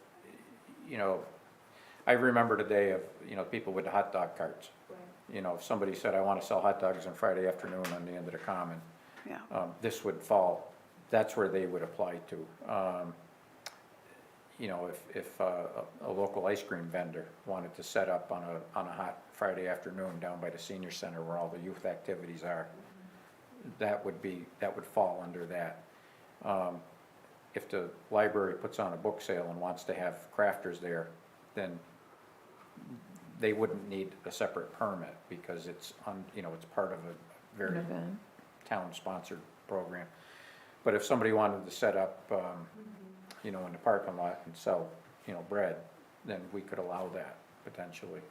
So it's really when the town's not involved, and that's Yeah, why. I guess I'm just wondering who, like, I don't understand, like, who right now is breaking this? Like, who Nobody. would be adversely affected?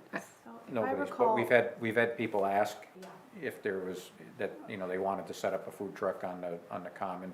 Okay, We had a barbecue place recently, they wanted to bring a trailer in and sell barbecue Okay. on, afternoons or something, and I had to say, we have no means to allow this. okay. We also don't have any means to disallow it, but they didn't want to, argue that point. We first started working on this nearly a year ago, I think, because John and I spent some time on it, and it's more intensive now than it was then. But that was the goal, was so that someone does come. No, Yeah. I don't disagree with it. The one I wonder about is the Pride Festival, because I don't see that listed.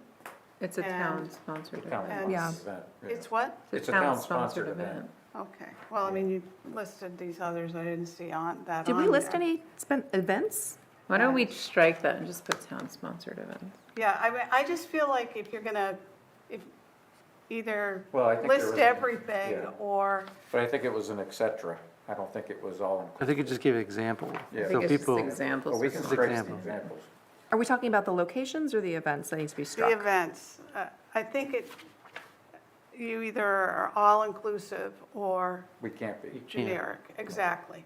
I So see, okay. yeah. So we That's- can strike that. That's the only thing. Yeah, yeah. I mean, we need a yeah. policy, so this is not like I don't want the policy, I just want to make sure. I see, so you're saying, so Yeah. say this policy does not apply to town-sponsored events. Period. That's fine. But to my other point about inventory of spaces, Yes. I think we could maybe develop that. Maybe when new people come on board, we can like develop it, because I could see this as being an economic driver Yeah, for sure. for encouraging entrepreneurs that are operating in their house to sell their goods outside of the house without having I can't a hear brick you. and mortar. Can you give me the gist of what you're saying? Yes, I'm saying this would allow people who are maybe making goods in their own homes to be able to have a space to sell it without a brick and mortar space. So I think it would be, Outside their own homes, you mean, on their property? yes, but like take it out of their house, set it up somewhere in a central located town-owned property. Okay, so not on their own property. This would not take care of, No, for if it's on instance- their own home, that's in their own home. Because that was They're another licensed one that differently. we have been Right. talking about. So I just want to separate what we're talking about. So this does not affect No. carts. I mean, I have a couple in my neighborhood on people's property that are selling. Right, that's private property. Okay. Yep, so they can do that as long as they follow, home Yeah. occupation rules. I think the gather space is kind Yeah. of one of those areas we were thinking where people could set up. Yeah.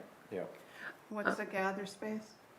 Sorry, I just want to finish this thought before I move on to another thought. So, the Creative Economy Committee was talking about what you're talking about, sheds and things that are located on people's properties, or whether or not they're considered stores or not, but I'm not sure where that went, because that needed a town meeting vote, so I'm not Right. sure.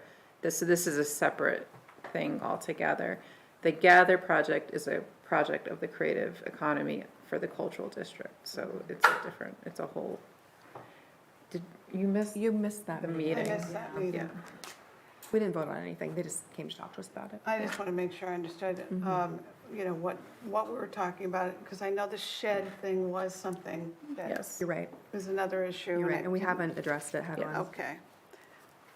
So this would just be for one-off trucks coming onto town property, not affiliated with the town event.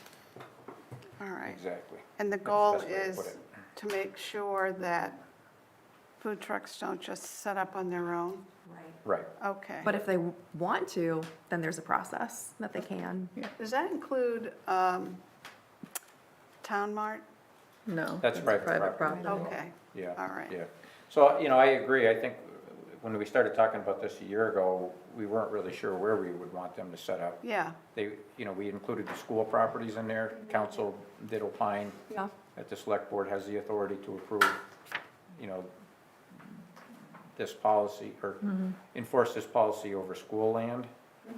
But in the policy, it explicitly states that they need permission from the schools first, Yeah. and then the board could vote to approve that. Okay.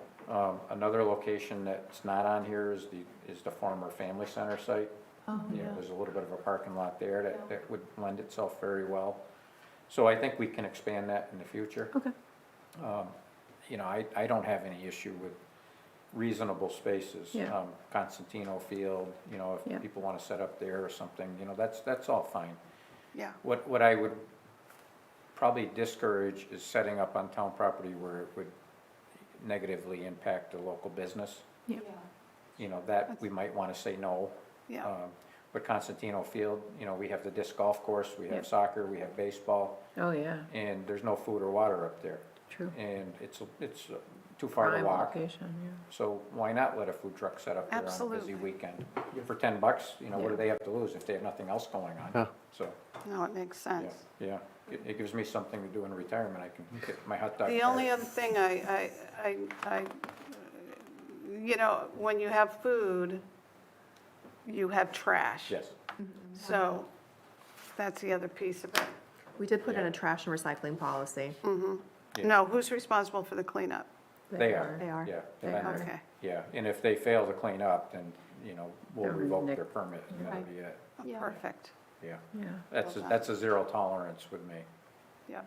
yeah. We also referenced noise ordinance. Yep. Generators, yep. Yeah. That's great. I Yeah. love it. Yeah, well done. To Jen, approve it? do you have Make a motion. somebody from the creative economy, because I know you're the liaison, just send over what the gather thing is, because I don't know. We have some materials, but we can get it for you. Excuse me? Yes, Thank you. yes, the answer is yes. Okay, so I think we need to vote on this.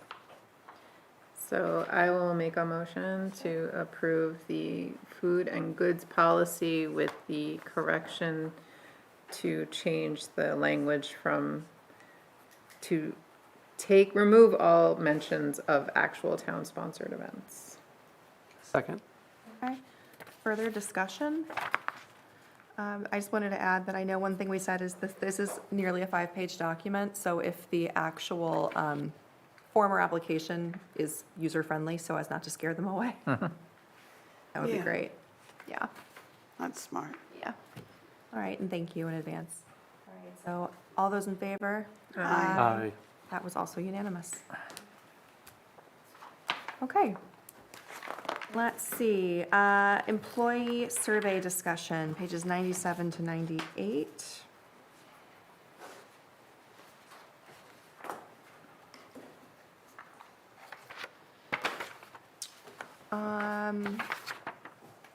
I guess, Steve, I'll defer to you if you have any initial thoughts, and then I think this was one of John and Nicole's initiatives also. Yeah, so we did run a survey, probably a month long. Where are we here? Let me find it. Near the back. Asking what employees felt would be appropriate to acknowledge all the hard work that they put in throughout the year, essentially an employee appreciation event. And we got some mixed results. Some wanted food, ice cream came up. Others wanted additional time off, felt that, time is more valuable than, anything else. Right. Some actually said they already feel appreciated, which was nice to hear. Gift cards came up a few times, Town Beach Day, which could be fun. So there was a varied mix of options for the board to consider. I also received some feedback that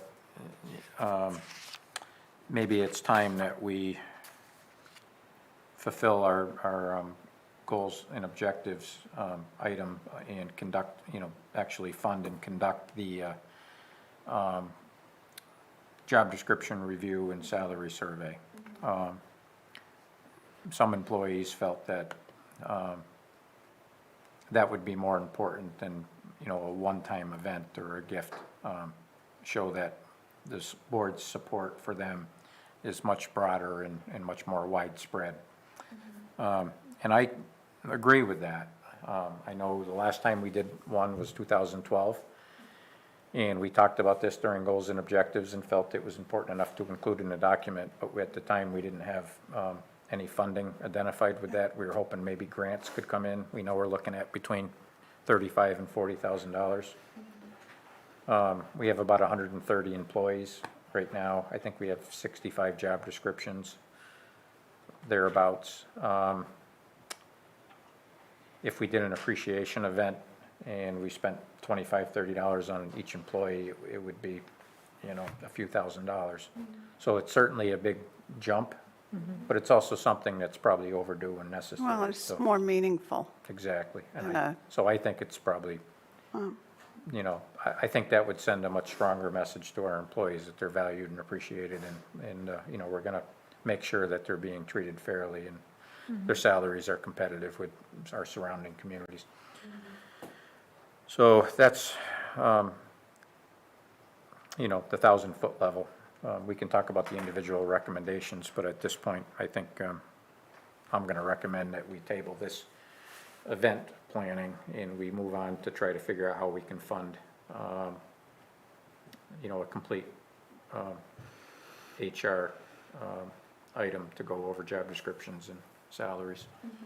Well, I also wanted to note that, that there were responses that said that they felt appreciated simply because of the extra week of vacation that, that they were given, which I thought was really good to hear. I also think that one that I wish we had thought of, because I think it's good, is to recognize employees at select board meetings for their 5, 10, 15, and so on year milestones instead of just mailing out the certificates. Yeah. Like, we should have thought of that. I circled that one Yeah. also, just even reading their names. Yeah. 'Cause we certainly see them. Yeah, I read that and I looked at that as not an individual event, and that's what this started as, is, a day. Oh, I'm saying in Yeah. addition to But- what you're Right. talking about, that this is Yeah. something, why not? Moving forward, I agree. Yeah. I think especially when we start getting employees that have been here 20, 25, 30 years. Well, something even as simple 5 as- years, it's, it's a milestone. Oh, absolutely. But something as simple as making sure all 5 board members sign the certificate, that goes a long ways. And then, having them come in instead of just having it show up in the mail file. Well, just saying their names. Yeah, Yeah, I yeah, appreciate that. yeah, so. But yeah, to Lisa's point, this was anonymous feedback, and I thought they were pretty gracious. So I just appreciated that in general, and we do want to do something that's meaningful. So if there's not a consensus, maybe we do wait and put our efforts towards something larger. Yeah, I think we're going to be having a conversation pretty soon about, some available state aid that we received through our cherry sheets and, how we're going to manage that. And we're going to have that conversation ahead of the special town meeting, because if we are going to move it, now's the time. And I recommended already that we put it all into stabilization to try to build our percentages up. But at the same time, I think we should be looking for any priorities that we may have to make sure that we're, not only serving our employees the best that we can, but Belchertown as a whole and our residents. So I think that's going to come up as a topic of discussion at the tri-board meeting. It should. Yep. I just have a comment. I appreciate them filling out this form, and I read all the comments, and some of the stuff is on our goals and objectives, just like the hours at town hall, so that's stuff we can look at. I mean, I've always fight for the employees, as you guys know. I mean, we have 130 employees, there's only 24 responses. I really want the employees to reach out, and I wanted 130 responses. So employees, please reach out. We want to hear from you. We want to see your feedback. You can't have 24 speak for 130. That's my comment on that. And with the Christmas stuff, I think we can get some of the stuff on our agenda early so people can plan. So if we're going to close town hall with Christmas and give employees a break, maybe bring that up now so they can start planning their future, and we can get that and make the motion early in September so they can start planning their holidays. So that kind of stuff to help Well, I them. don't think this was a laundry list of do all. No, but I'm just trying to think, some of the stuff we can act now and act on it, and usually vote to close town hall like in December. Why don't we just do that in September so they can plan their lives and their vacations? Yeah, we can, To make everyone's life easier, that kind of stuff. yeah. In our lives. I think it helps We everybody have out. to balance that with the community's need to access town services. And we did give them an extra week of vacation this year. I'm concerned that when we add additional time off, that could hurt the community. We need to keep in mind that we're all here to serve the community. And, I was talking to a department just this past week who said, the additional week is great that we got, but now we have to scramble to see who's going to be able to cover because it's that much more time off. So there's a double-edged sword here I want us to be aware of. The time off is great, coverage also has to be there. And I don't want to play the Grinch in this, but it has real consequences for residents. I agree. I also think that both of your points actually complement each other too, because if we are going to be asked to approve additional time off, more time will even help those people to be able to think about, you know, how does that change then the vacation requests they already have? Maybe those get pushed back Exactly. further. So sure, if we can take up those issues sooner, that's always better. So for tonight then, are we taking no action on this item? I guess we're not doing anything specific? I make a motion that we take no action on the, where The is employee it? survey? Yes, on the employee survey. Do we have to vote on it? I don't know if we have to vote on that, It's do just a we? discussion. You don't have to. Okay. You can, I mean, there's no harm either way. If you want to put it to bed, we can vote on it. Well, it just makes it official. Yeah. Do I hear a second? Okay, then we're not voting on it. Okay. All right, we are gonna vote on this next one because it says the word vote. Vote to set alternate location for select board meeting on August 17th or August 8th. John, this is your great idea. Yeah, so I reached out to Pine Valley. I've been going there, I've been reporting in my board report. So they're interested in hosting us for a meeting at their facility, at their house, I guess, I don't know, clubhouse you want to call it. Yeah. In the past, I did some research with Steve. There has been select board meetings there in the past, so there's a lot of residents down there elderly. They can't drive in the nighttime, it gets dark, Yeah. so they would like to come. Some of them can't drive because they're older residents or they don't have cars or that kind of stuff. So it'd be nice to bring the meeting out there, and this kind of fits with Nicole's stuff, how we're trying to reach the public and outreach and how do we get people at town meeting and tell the town what's going on. This fulfills some of that criteria. So I'm hoping we can move our August 17th meeting there or September 8th meeting there, if everything's okay with you. We did look at it with Esther and put on the sound system and stuff. They can accommodate the public, obviously, it's a bigger room than this, so there's a lot more room, so the public can come if they want to come. If someone doesn't live in Pine Valley, they're still welcome to come. So we've done this before? A long time ago. Very long time ago, yes. Yeah. Yes. The big hurdle was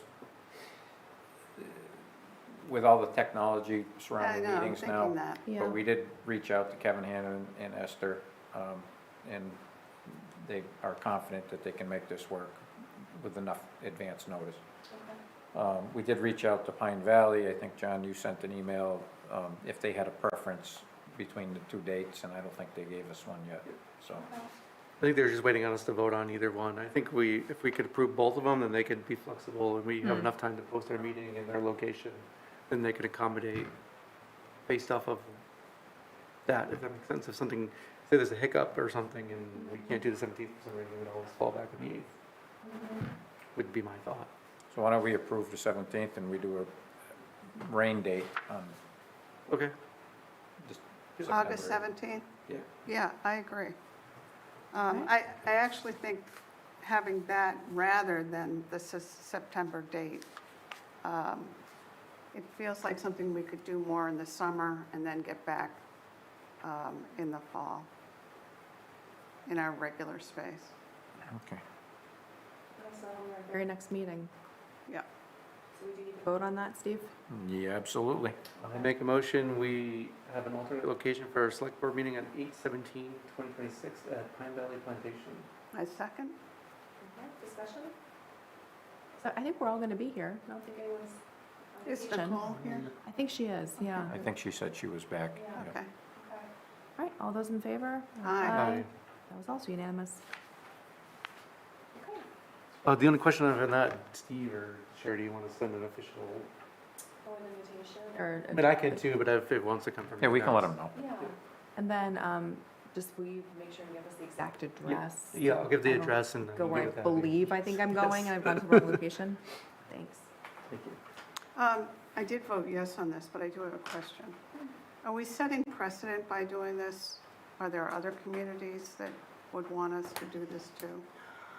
Sports Haven? They don't have a, so it's 281 Chauncey Walker is your official address. They have a main, excuse me, a main office in what they call the manor. And within the manor, they have a big meeting space that can probably accommodate 75 people. So they're offering that up. I think if there's other, you know, I'm thinking areas. and they- Christopher Heights, if they I can- don't know. Yeah, if they can accommodate us, Yeah. I don't see why not, but they have to, you know, agree to allow the public Right. to come in, so that's gonna be the question. You know, Christopher Heights may not want the general public going in and out, but they may be fine with it, and we have I to. love it. Right. That's a good But point. it's more about setting precedent. There would, Mm-hmm. I don't know why, if it was done so long ago, why it stopped. Do you have any? I don't Okay. know. You know, certainly before COVID could have influenced that. It could have just been a convenience thing, And you brought up the point of technology, that probably got in the way also. yeah, I'm sure. Okay. Well, if Kevin's sure of it. Yeah. Okay. We're gonna learn something. Yeah, and if it doesn't, we'll get feedback, and if it doesn't work, we don't do it again, I guess. Right, I think it's a exactly. good way to reach the public Yeah. in the end. Right, thank you. All right, so then discuss schedule for legislative presentation of replica of Declaration of Independence. And this is Aaron Saunders. Yeah, I believe it's Aaron Saunders and Jake Oliveira. Okay. So they contacted my office regarding their intent to present the town with a replica of the Declaration of Independence in honor of the 250th. They felt that there were two significant dates in Belchertown's planning that they would like to attend to do that. One is either at the fireworks or one immediately after the parade, maybe meeting over by the Civil War Monument by the cannon, and they can, you know, present it there. So it's really up to what the board wants to do. I have no preference, I'll be at both. I think they both have significance in our 250th anniversary. So whatever the board wants to do is fine with me. I just need to let them know. Have they considered presenting it at the very beginning of the parade? Because right after the parade, people start to go off to go and get their funnel cakes and do the games. I think they want to start it anyway. Yeah, given their- I can mention that to them. I mean, I don't know how long of a presentation it is. Okay. But we could stop at the announcer's booth Right, if it's gonna be quick, if it's gonna be just a minute or so. right. If it's longer, we could try to, I mean, if you wanna focus on parade day, we'll try to find it. Well, I'm thinking we do the Pledge of Allegiance first, right? And then maybe that? I don't know. What do you think, John? I think the problem with the parade is you start adding too much, you have to get with the parade committee, and it drags out everything, and they have a timeline they have to stick to. All these people. So it's just it's a good idea, but at the same time, if we just move it to the common afterwards, everyone's still there and the public can walk around.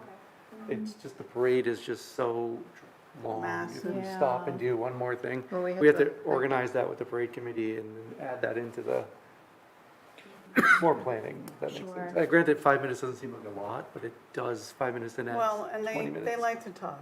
Yeah. So maybe you have a point, yeah. Would you do it over at the livestock area? I think we do it right in Civil. the Civil War, American Revolution canon. I think the first option would be, my suggestion is we do it the 250th event, that's the night of the fireworks. Yep. If for some reason that gets rained out, then we have the parade option as a second date, an option.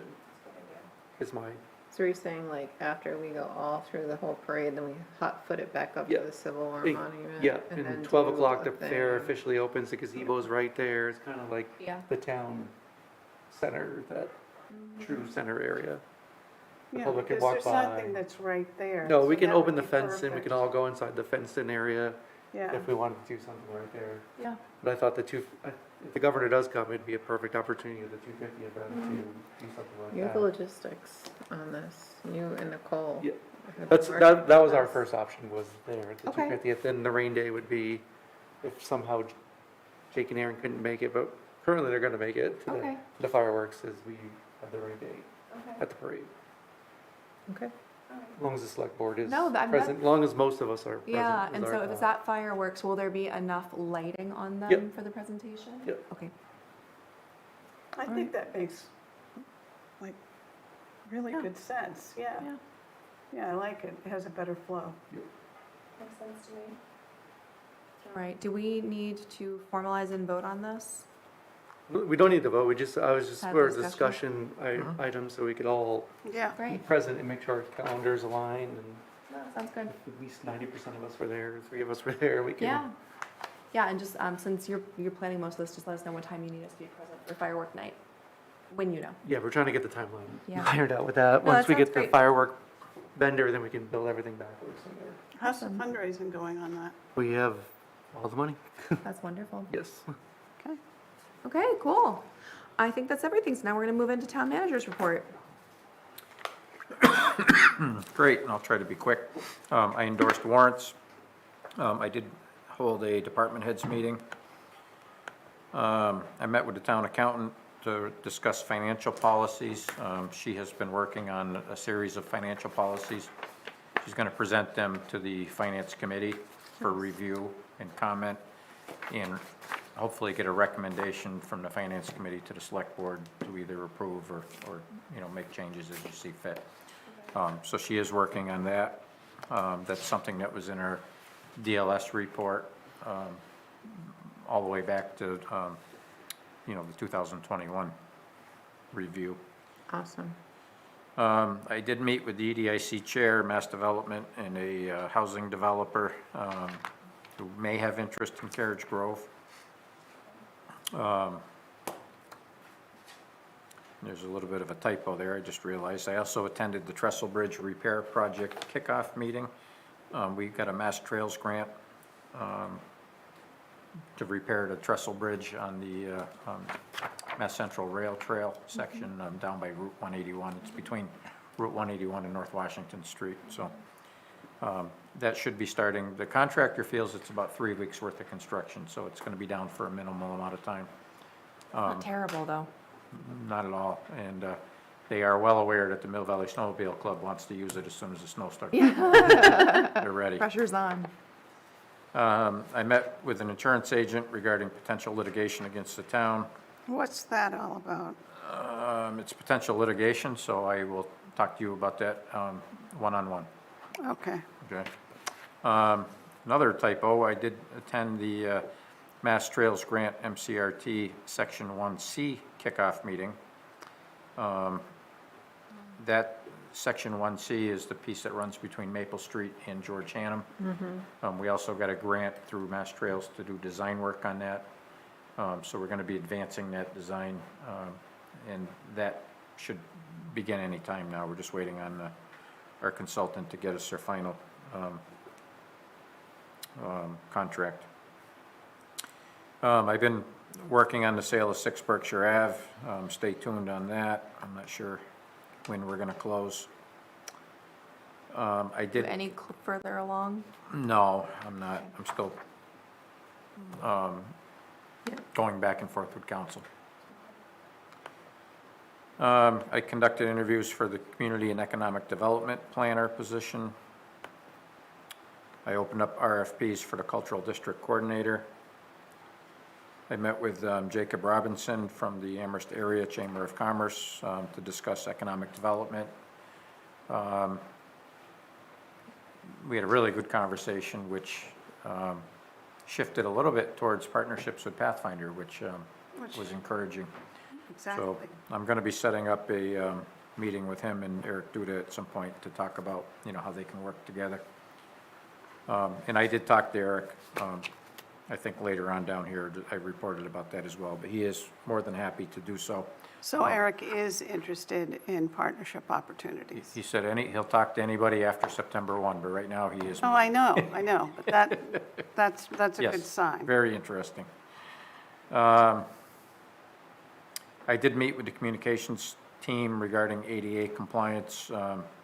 We are going to be looking at a series of trainings for our staff, so that we know that as we're putting documents up into the website, that they're ADA compliant, so we don't have to try to change everything at the compliance deadline.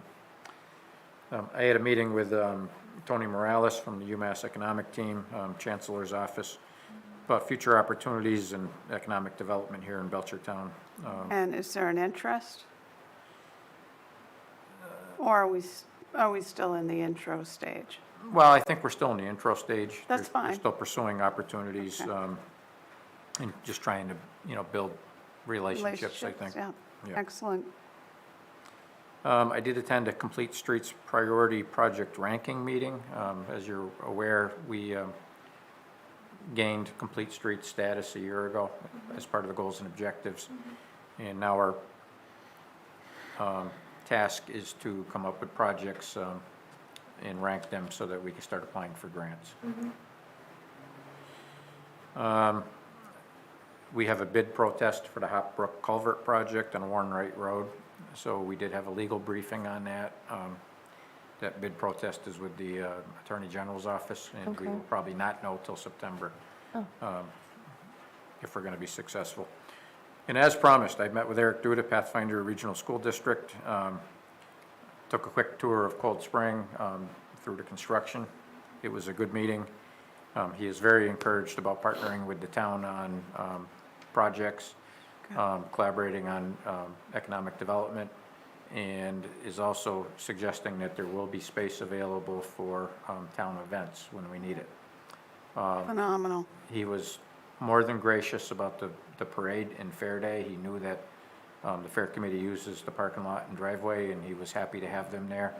Had no issues with any of that.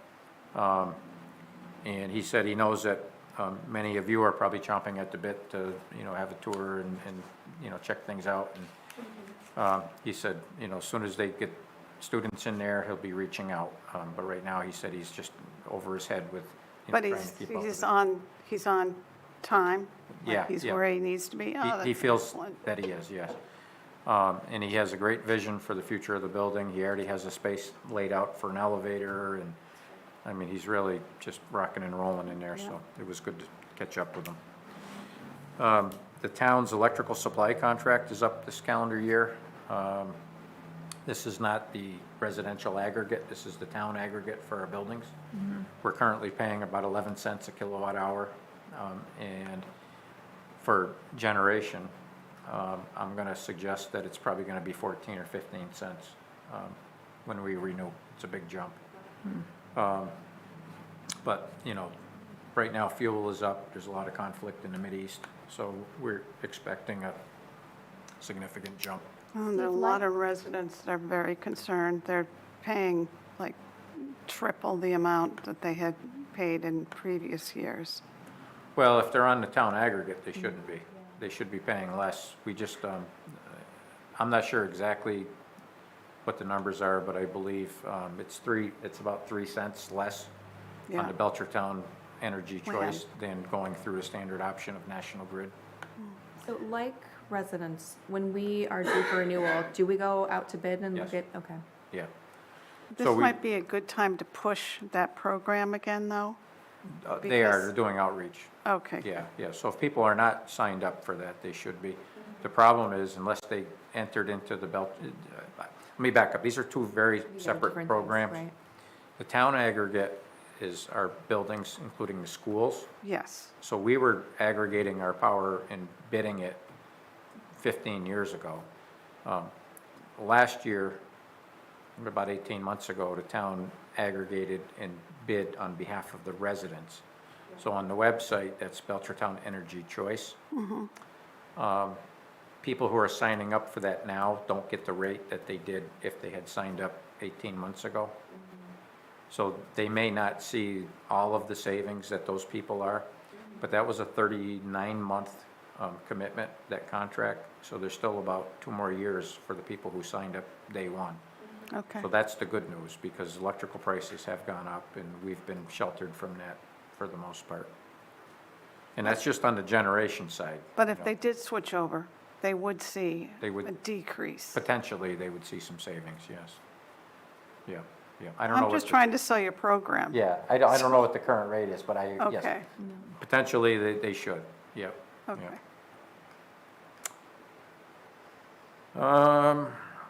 I had a meeting with the owner of 571 Federal Street and the Stormwater Agent regarding new construction and the stormwater permit. It ended well. I've been working with the town planner regarding a property dispute off of Allen Street. And I did attend part 2 of the Strategic Organizational Alignment Seminar, and I found it to be as informative as part 1. Who's So, putting that on? MMA. So the link, I can send everyone the link to the second part, because the recording came right after it, unless your staff wants to do it. Either or, yeah. Who's putting it on? It was an MMA. It was MMA. Okay, thank you. Review of weekly mail. Anyone have anything they want to discuss? Okay, then individual board reports. Lisa, you want to start? Yeah, I'm going to actually start from the 13th because I've been away. I attended the Finance Committee meeting, and these are all, my new liaison assignments, so it was really an introduction and hearing where the priorities are right now. On the 14th, I was at the Board of Assessors meeting. On the 15th, I attended the EDIC meeting. On the 17th, I was with, I think everybody came, to Jennifer Whitehead's anniversary celebration. No, Nicole wasn't able to come. And then I was in Wellfleet for a week. It was great. On the 29th, I met with a committee member on the Board of Assessors to get a closer understanding of the work that's done. And this morning, I met with Clapp Memorial Library officials to get an introduction to Clapp Memorial Library work. Yeah.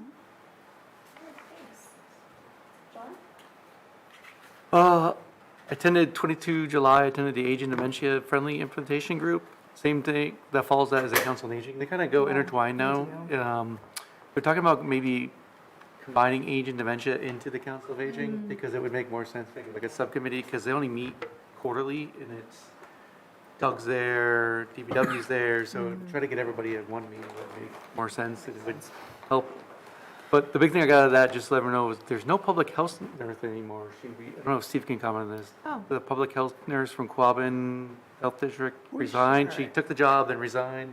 So now it has to get posted again. So it actually is a concern because that's who did our flu shots down there. So they have to work on getting the flu clinic. Hopefully they can partner with CVS or Stop and Shop, but that's one of the concerns they had. The other thing is the AC is still down at the senior center. We have 2 trailers. That happened during the whole, we're working with insurance, so we got to work on that. And they're starting to plan the November holiday luncheon and December holiday luncheon, get dates for us, so if we can help serve again if we're available. That'd be great. But the public health nurse thing is kind of a big thing. But didn't we share that resource? Yes. Yep. Yeah. that's Public what I health nurse thought. works for the Quabbin Health District. Exactly. And Yeah. so aren't they the ones that are supposed to be working on Yes. hiring a new person? I Yeah. know it's been a while. They got hired and they didn't, like, they resigned within Yeah, 2 or It 3 was weeks. announced. She just resigned a few weeks ago. Yeah, So- I it feel was, like it was just announced. it that was, she it was only like less than hired. a month on the job. Yeah, personal reasons. Reasons. Okay, it had nothing to do with the job. Nothing to do with the Okay. job. Okay. So we're Well- back at square one. Square one. Yeah. On 22 July, I met with the veteran agent. He's been planning a lot of stuff, getting the town. He's doing a walking program for veterans. He's trying to do a welcome back to school program, kind of help veterans and their family. A backpack drive we're trying to organize, haircuts for veterans. So he's trying to do a bunch of different things to kind of get the veteran community going again in town. And partner with the Culture Center Council. So we're trying to get things moving to try to, some of this is last minute as he's taking over, obviously, flowing back into town. So maybe this year won't be so exciting, but as next year's program grows, it'll be bigger and Yeah, it's his more first exciting. year. First year. So he's doing a lot within the first couple months, to let everyone know. big shoes to fill with Charlie, but he's stepping right into Yeah. it. The 250th Community Task Force has been meeting every Monday now until the event kicks off. Oh, wow. But they're rocking and rolling. They have a fundraiser event coming up. Antonio's, which will go out to the public. They have an essay contest for teens. So they're doing a scholarship or savings bond for 3 different categories for different age groups. T-shirts will be coming out, so there'll be a QR code if you want to order a T-shirt. So a lot of things are starting to hit, and they'll be rolling out here in the next week or two for the public. So be on the lookout for that. National Night Out, I just want to put a comment, is tomorrow, so make sure we're there. A bunch of our organizations are Hopefully going. it doesn't rain. Rain. So that's kind of where I've been at. Yeah, thank you. And I just wanted to make a mention about the National Night Out. I know it's far too late, but in the future, is that something that we could have a table at? And we could just be present if they want to ask us questions? Sure. Yeah, we just have to avoid a quorum. Or you can post a meeting, but, We get Melissa and Abby to help us and we could trade off or something. yeah, everybody take a shift. I mean, it Yeah. starts at 4:30 and I don't know. Well, we what could time. have 2. Yeah, you could have 2 and just take shifts. Yeah, that's a good idea. I don't know. Rotate in and out. I don't know if they'll even talk to us, but maybe it'd be nice because we don't hold office hours currently and I know many towns they do. Yeah, no, that's a good, Wish it would have come to me I mean, earlier. I know that's something I don't know when to bring it up, but maybe Yeah. that's something we bring up in the next agenda too, like having office hours. And hours. we could talk about that and discussing maybe select board hold an office hour here or somewhere that we can all rotate through. Yeah, we can certainly bring it up as a discussion topic. Jen, did you have any report? I can't remember, because it's been weeks, what happened when. Did we talk about the ice cream social? I went to the ice cream social at the Stone House. Forgot about that, too. Missed it. Was it great? It was really cute. Yes. And the Stonehouse wants to do more for their upcoming, I think they have an anniversary in 27, but they have some younger folks that are involved and they want to bring it into the 20th century, as they mentioned, not the 21st. They're going to try to do it instead. I like that. So that was a nice little event to kick off there. They also do memberships, which I had no idea. I was like, I will give you money right now. Where's your Venmo? So anyways, the farmer's market, if you haven't been, please go before the summer is over because it is like a festival every week that is happening in our town. They are getting, I talked to the market manager, she's getting 5 or 6 vendor applications a week. She's overwhelmed, they have to do something, and I said, you know, like, we as a community need to support this effort because this is the, like, future of, like, economic development for our town. So, you know, I said, you know, whatever support that they need, you know, to please reach out.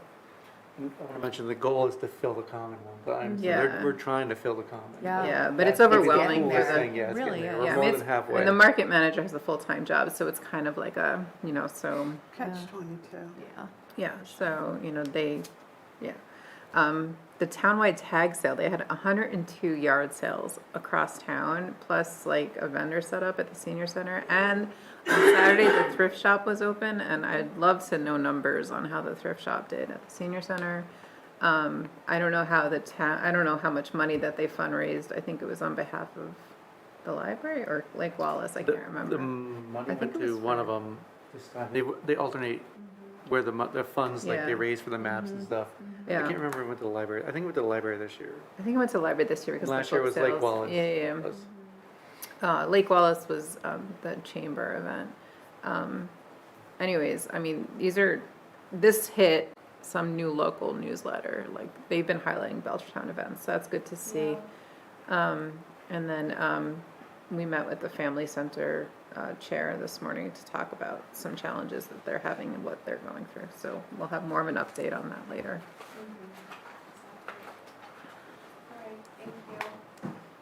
I don't have anything notable to add to that. Future items for discussion. Is there anything anyone would like to add into this category? I think we are going to try to talk about discuss individual select board members' initiatives at our next meeting. Like Jen said, we met with the Family Center today. I don't know if we'll be ready for an update by the next meeting. Then should we add office hours discussion? We can. I can add that in. Sure. Anything else anyone want to add? Parking lot? Not right now. Oh, the only suggestion next meeting, I know we're talking about this, is maybe just, we might need a little bit longer for public comment at Pine Valley, just FYI. That's plan in good. general. Good point. Yeah. Okay. Why is it going to be long? Just more resident might be there talking wanna and want to talk. talk to Oh, us. If it's I a see. Pine Valley. So if we just plan, Public comment. like your agenda, when you're doing your agenda, just plan Yeah. for that worst case Good scenario. idea. Yeah. I think we have it limited to 10 minutes. But we 20. can. I'm just, have it long. yeah, throwing it out there. Right. But that's a good point. If 20 people sign up, be prepared, have space. Because we can extend it. Yeah. Yeah. That's a good point. All right. Yes, Steve. Steve. I just wanted to back up for a second. Jen said something that reminded me of a comment I wanted to make about my meeting with Tony Morales. Sure. When Jen said that some of our events are starting to hit the area newsletters, that was one thing that Tony was very clear to me about, was that people are beginning to talk about Belchertown outside of Belchertown. And he said that's very encouraging to hear that. People are starting to say, you know, oh, let's go to Belchertown this weekend. So that's a big shift. So these events that we're having and the growth that we're seeing is very, very important. So I wanted to say that earlier and I forgot to. The other thing is, one announcement, because it's before our next meeting, August 11th. If you haven't already received an invite, you will. 8:30 a.m., there's a swearing-in ceremony at the fire department for a new member. Yeah, that was sent out. Okay. So I just wanted to make sure everybody got that. I know we're still working on the calendar and invites and stuff, but I know. That was one of my questions, because then I said to Abby, "Put it on the calendar," and she said, well, I've got everything in the calendar, but the Outlook calendar doesn't show anything. Yeah, what's that about? And I still have to do double calendaring of everything. I've had to do this for 4 years. I'd really like that to stop. yeah, I have to toggle between them. I don't No, know. I mean, I don't get the calendar. You don't get, you have can't to toggle? You have to share, you have to add the calendar into whatever you're using, like your computer or your, whatever app that you're using. But to your point, is it actually a representative of the event? I don't know, and we don't have to waste time here. I can call Abby, but I just literally, in my Outlook app, went to my Outlook calendar, and nothing is in there. Because in this thing, like I see a select board meeting here. I don't know how many other events are actually in here. Teams? In OneDrive or whatever, on my town Maybe it doesn't issued work on laptop. your tablet. Well, I I'll think, check it out. yeah, I think you'll be sent an invite and then you have Yeah. to accept it. Yes. But regardless, you still have to toggle between two calendars. Oh, wait, fire, it's in there. Fire Is it? department swearing in. Okay, so it's Yeah, just not National going to Night the Out Outlook. isn't though, like, so like, you know, we should, Yeah. you know, like, anyways. So I Yeah. just want you to know, I have the calendar. It's not populated. I don't think it works in the app. That's what I was just saying. My app doesn't Oh. work. It's not working in the apps. Yeah, so But if it works on the everything, desktop, that's good. everything that I get, I literally have to put in to a Okay. separate calendar. Yeah, so mine doesn't work on my app either. That is That's a bummer. problem. I don't know why. It'd be really helpful there's a way. to have it Yeah, work there. it's because of the Outlook. It's a software thing, it's not our Yeah, app. but there's a way to do it, because my husband shares his Outlook Yeah. from work to me, and I can see it on my Okay. phone. So there is a way to do it. I'm So, just yeah. saying, there is a technological Sure. solution. All right, So maybe Kevin could help us to out get them with to that. sync. Yeah. All right, if there are no other items, then questions from the press? Any questions? Okay, thank you. Thanks for hanging in there with us. Motion, oh, I do have one question for the press. There was in the Sentinel, there was a whole write-up that was wrong. Is there a way to get that corrected so the No, public? she already answered that, Okay. actually, on the socials, I don't right, Melina? do socials, so people reach. Yeah, thank you for bringing that up, yes, that is gonna be corrected, it was an issue with InDesign. So it actually cut off part of the article, stitched in a different article entirely, so sorry about that, that's gonna be fixed. Yeah, so, and I just, put out my contact information for folks, and I'll reiterate again, if anyone ever needs anything, they're more than welcome to contact me. and reach out, because I'm more than happy to, you know, take, you know, comments, concerns, complaints, questions, the rare compliment, and help out wherever I can. So I did have a couple folks reach out about that, and I really appreciate people understanding that despite the fact that it might not seem it, we are human. So mistakes happen, but we'll get that fixed up. Thank you. Thank you. Thanks, Melina.